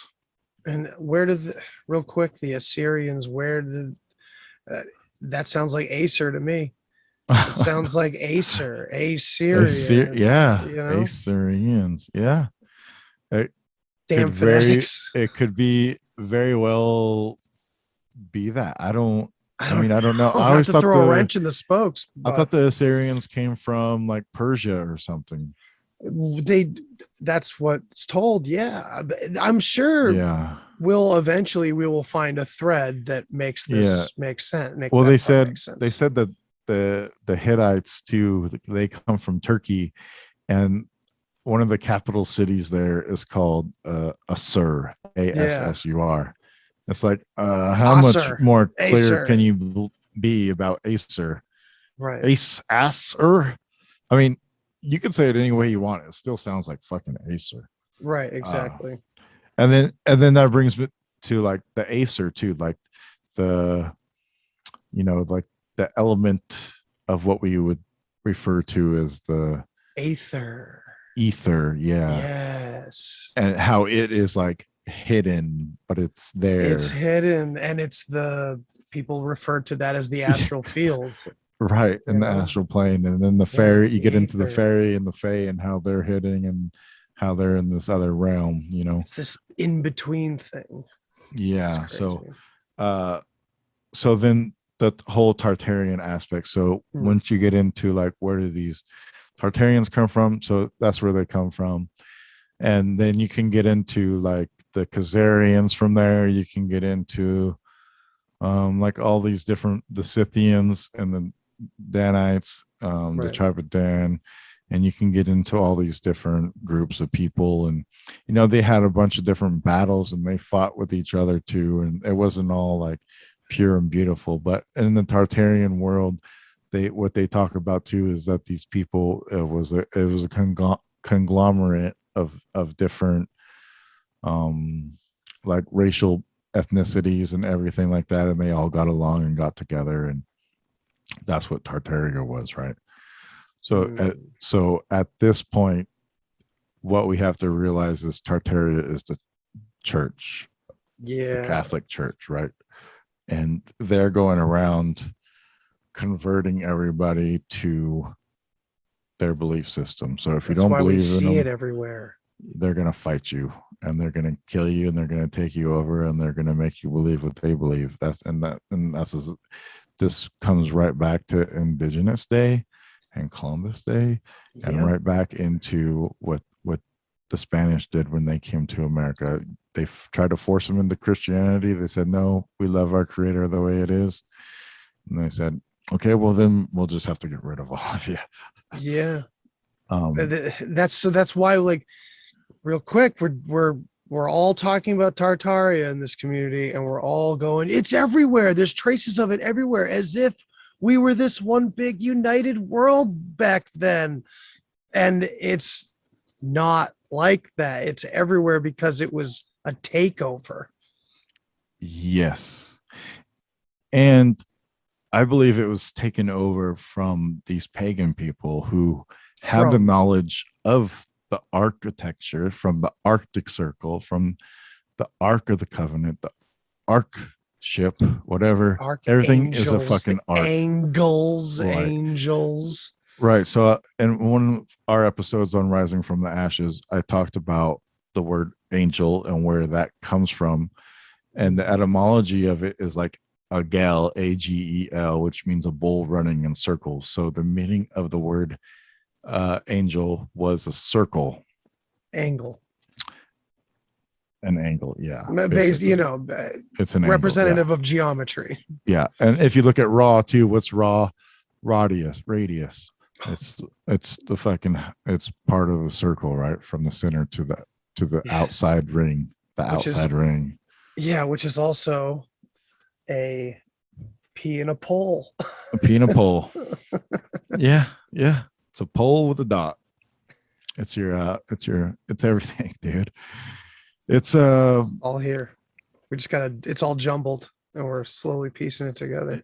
Yeah. So okay. So yeah. So Tartarians are the church. Okay. So Tartarians are not the church. Underdogs. These are the Romans. This is the Roman Catholic Church. This is the Vatican. and it's hiding. It's hidden. It's it's not really hiding. It's well, they do feels call like it it's the hiding. lost. They call it the lost 10 tribes, right? Even in the Mhm. Bible, it's the lost 10 tribes. They're lost to history. Tartaria is also lost to history, Right.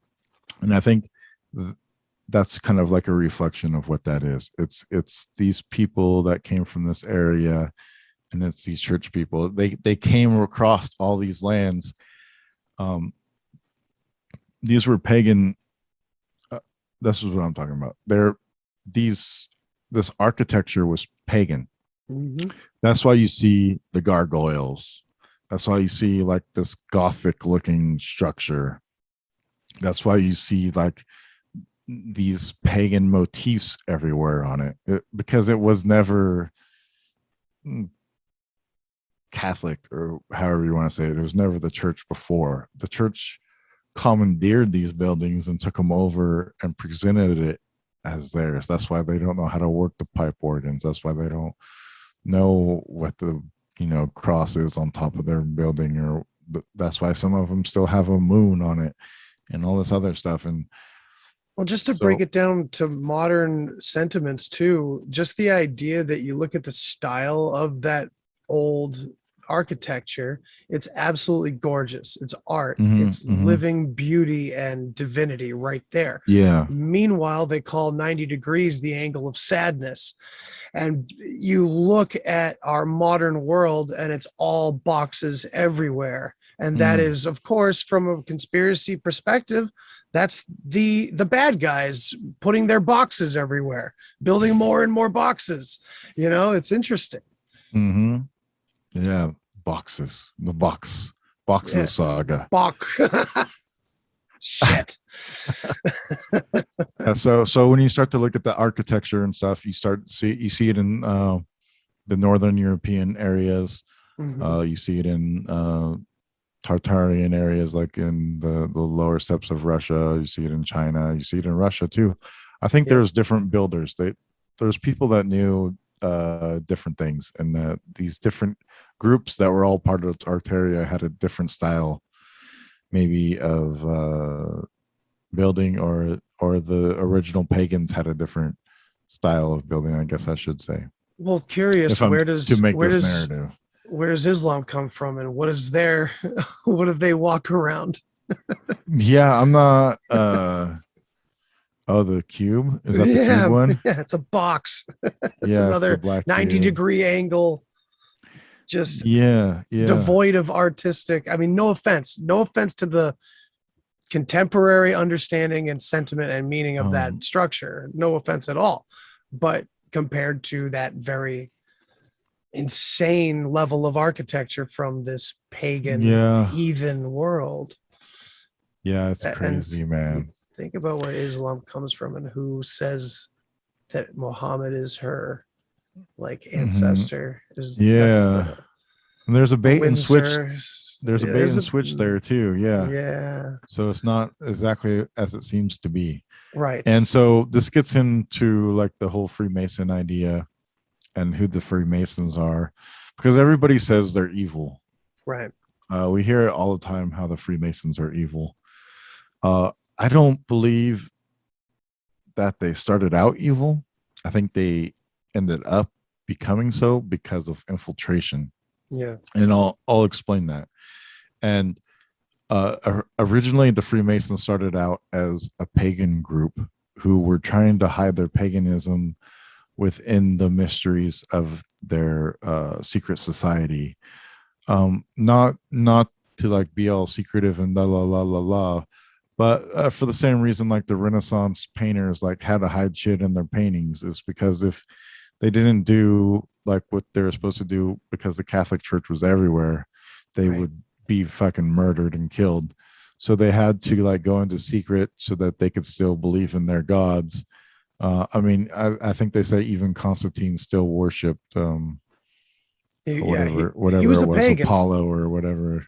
He had some crazy temples that were still worshiping Apollo, even though he transformed and went to Jesus. His turncoat.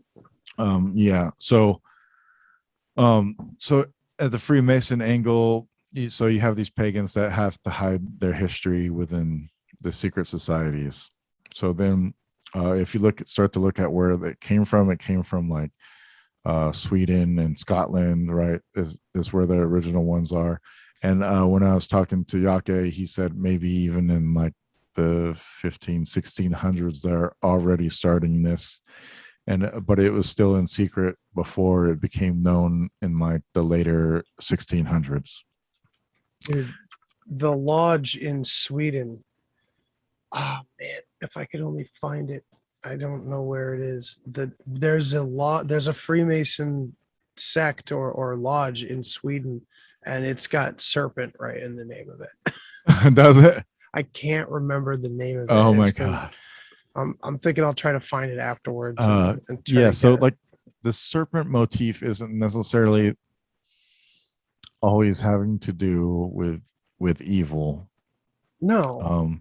It has to do with Transformation. knowledge and giving knowledge. It has to do with the electrical forces within the body, within the earth. And I think that the serpent motif also has to do with like the spirituality of because once you're able to get into these serpent lines or these frequencies, you're able to change that reality, right? Well, so also the snake sheds its skin and still lives and continues on. So it's always been a representation of that spiritual aether, the other side of, or maybe not the other side, the same side. Almost the realization that the spirit is here all the time. And it's happening now, not later, not afterwards. It's this process that we're going through. So serpent also kind of stood for that in eternal energy, that source. Yeah, that energy. That's why it's like the caduceus too, right? The energy, the DNA, the it's the thing that's without in all of us. It's the knowledge, and it's the, probably the pineal gland has something to do with that in some way too, I'm sure. It does, because the pineal, if you look at a pine cone dead on, it's a spot, it's the formation of it, the way they're formed are spirals, little cones.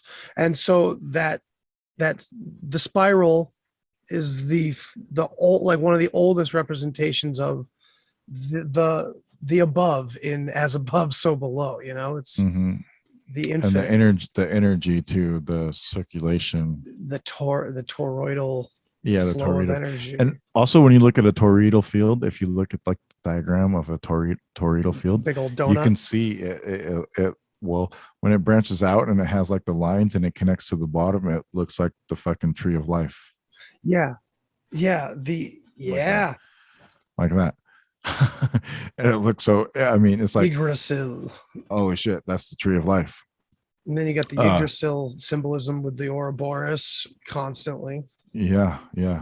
So when you start to look at these buildings that were built by I believe that they were built by these pagan people and later became the Freemasons, because of what the architecture stands for and what it looks like, and because these would have been the original people that came from the Acer, that had the knowledge of the arc and the architecture, and they were the ones that were passing it down in the first place. And so they were building these things all over the place also. And I think at that time there was like a Reformation going on in England, and the Catholic Church was trying to take over that area too. And so these Yake told me that George Washington was getting money from Sweden for the war, and from the lodge. And so I think that the whole idea of the Freemasons in America was because they were trying to escape the Catholic Church. And that's why when they got here, they gave us the freedom of religion and all these different freedoms, and guns. I mean, guns probably wasn't a thing. Maybe it was, but they wanted people to be able to be free and protect themselves from tyranny of government, because they knew that tyranny would happen. And that's what you see with the Catholic Church, is this tyranny. They're taking over everybody and making them conform, or they would kill them. Putting them in that box. Yeah, so I think that's why the Freemasons, when they came here, they were signed the Declaration of Independence for the freedoms of America, to be free from the English. Yes. Yeah. Freedoms of. And then there was a second constitution that was signed, I think, within like a year or so, as the Constitution for the United States of America. And when you can get into that, and then why we have birth certificates, and how, that was a invention of slavery to keep track of your slaves, and these certificates, and then how that kind of continued into just everybody, and how we're actually all slaves to the corporation of America. Right. And it wasn't really America. It's that's a whole nother story. Right. Let's play their game. About like the Declaration and all that stuff, which Absolutely. I wasn't trying to go into, but no, right. But I mean, yeah, it all comes. America's just like the newest spot that they like track down the Freemasons to, basically. Yeah. So basically, they tracked them down, they infiltrated them, and then what do we know about like these controllers or oppressors, where they always they use our own shit against us in a way, right? Like they show us, and then before they do it, or this idea of like the symbolism of 33 and like all this other symbolism, like we're going to throw the symbolism at you. And I think that is to kind of throw the scent off the trail, so to speak, is like, we're going to use these motifs so you think it's all over here, but really what's going on is over here, Well, it's like they're showing us all sleight of hand. It's like they're showing us the good guys and telling us it's like the bad guy. It's really weird. It is. All the symbolism is made to look bad and evil. That's not. But there's multiple layers even to that process of deception. And we don't have to go down that road tonight. It's getting late, honestly. Yeah. I was just gonna finish it up pretty much right here, because this is pretty much the end of what I had going on anyway. Sure. Was just the formation of the Freemasons and starting America, and then the infiltration by the real Tartarians, because a lot of people think this Tartarian architecture in America is from Tartaria. But really, I believe it's from the pagans that were here before that built it, and then it was taken over by the Tartarian people. And these Tartarian people are the church, the seed of Satan. But it's inverted.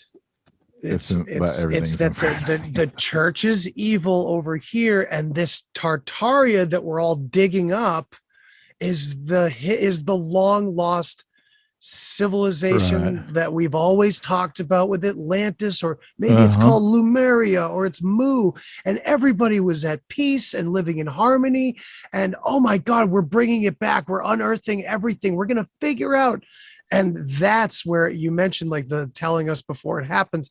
This revelation of method idea gets real scary with this particular revelation, because what the fuck and why the fuck are we uncovering this?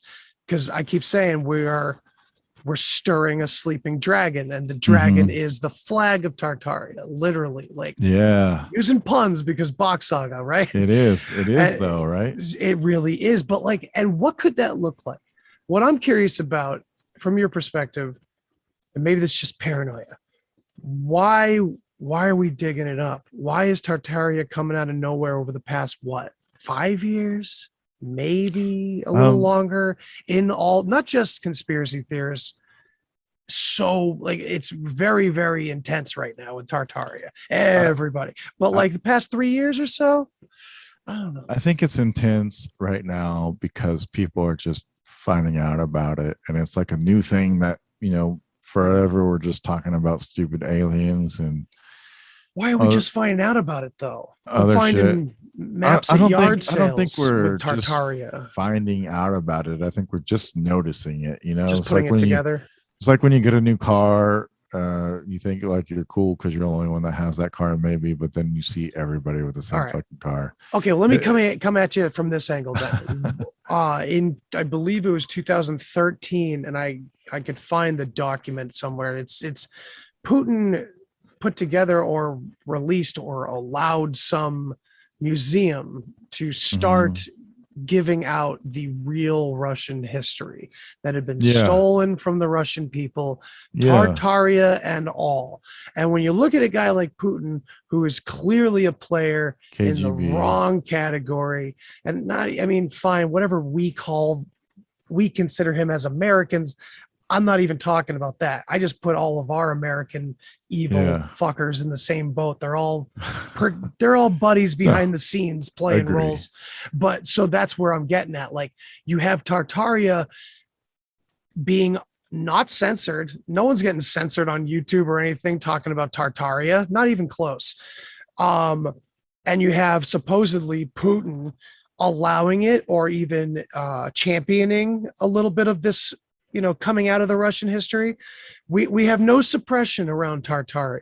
It's being allowed to come out. And again, maybe this is coming from my paranoid perspective that it's all under their thumb, but I think we can agree that this force that we're talking about of the Catholics from back then, it's still present today, obviously controlling things. I would say, why is it coming out? In a prophetic kind of way, what is one of the things that has to happen in the new age? The old has to fall away for the new, right? Yeah, the church has to go away. They're always talking about how church is going to be replaced with scientism and everything, and for that to happen, it has to go away. And so once we figure out what it is and who it is, people will start putting things together, and that'll get that ball rolling. I'm not saying that I think we should all go burn churches though at all. No. But dude, what you are saying is that, like, so the prophecy is in motion. Their big play is, we all are obsessed with the ancient past. Everyone, even people that don't care about the ancient past. This stuff is important on a very deep level, and for some reason we look back at all the ancient cultures and we really wonder why they were doing things, because we respect them. And so we're going to look back at Tartaria as this super advanced, super techie, super science-based society that we have uncovered. Let's go follow the Tartarians. Because what's the technocracy? That's materialism, right? Technocracy. Exactly. What's the pharmaceutical industry now? Materialism, synthetics, fake. It's all bullshit, man. It's all the same story as this Tartarian line goes into. The same exact people that were ripping, that could not create for themselves and would latch on and use other people. This goes all the way back to the Anunnaki having the work be too toilsome for them. So that's why they needed slaves. That's why they needed the same thing. So I think the most important thing is we need to start showing people that this Tartarian wonderland is the enemy that is hiding in plain sight. It's not necessarily that I want to show everybody it's the enemy or anything like that. I just Fair enough, I do. I just want to get it out there because this is just what I've come across, and this is how I kind of am starting to view it.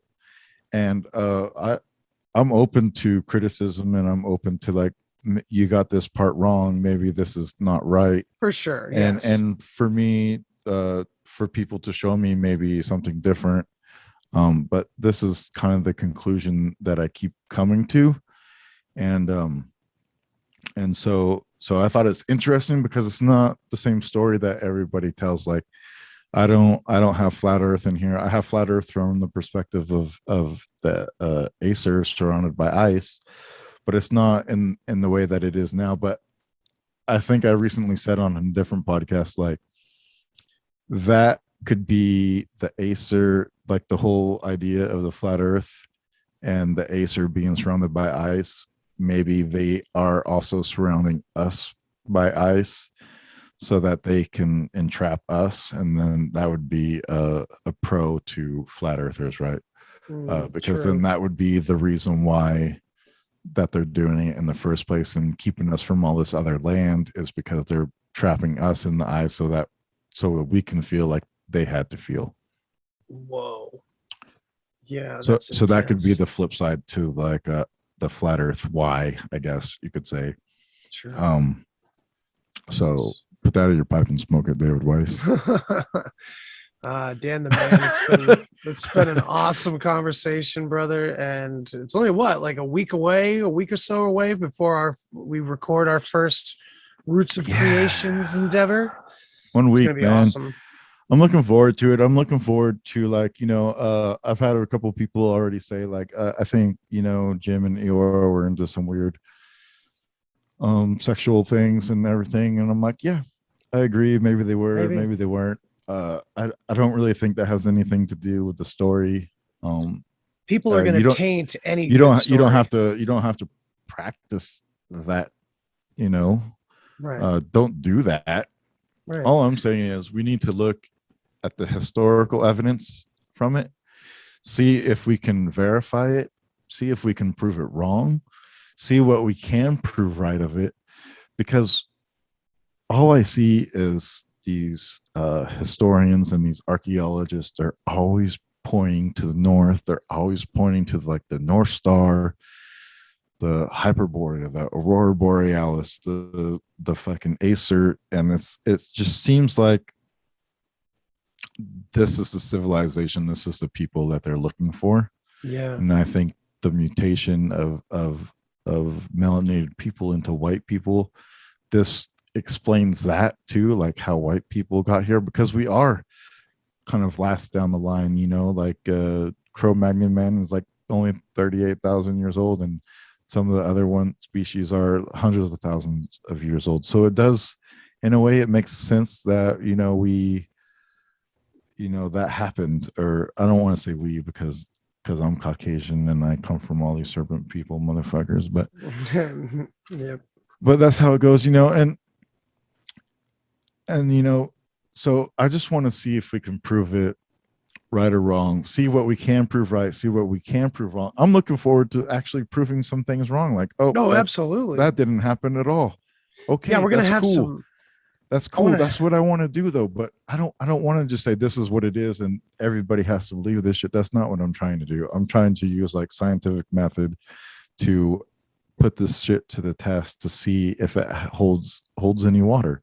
And from what I've found and from what I've been doing already, I feel like it does. And I want to dig deeper into it. And if it is that, then I think it's beneficial for people to know, because like I said, it seems like this is what these historians and archaeologists are all pointing to. They're all fucking pointing to the civilization that existed in the north. And some people call it Atlantis.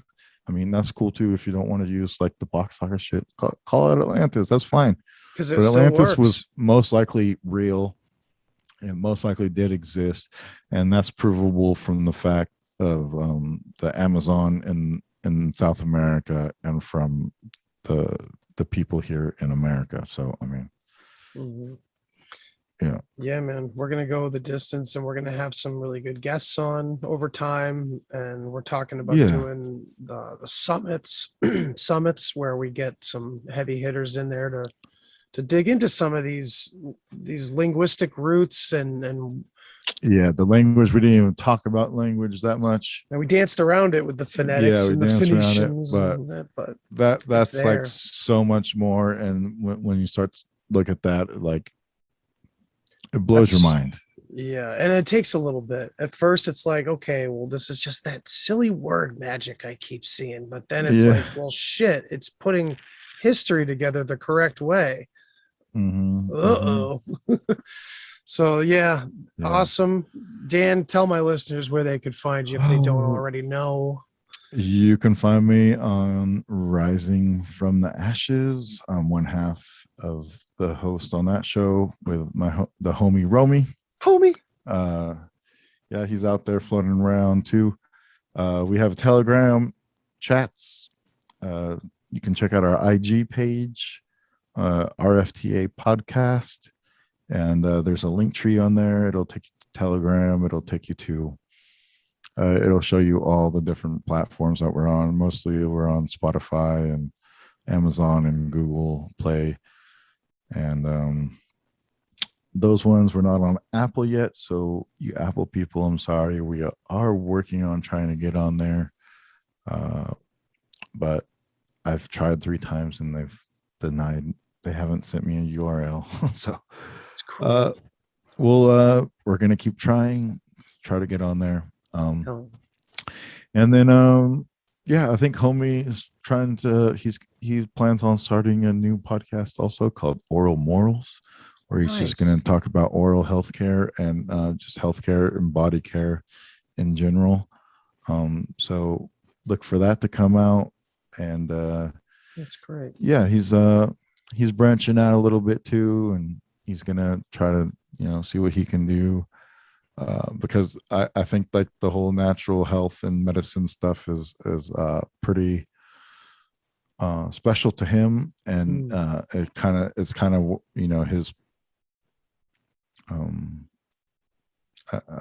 his baby, I guess. And so Center focus. That's where his head's at, and so he wants to kind of talk about that. And we'll talk about Bach Saga on Roots of Creation. And then on RFTA, we're going to kind of go more into like a variety and just do a little bit of, all of the stuff.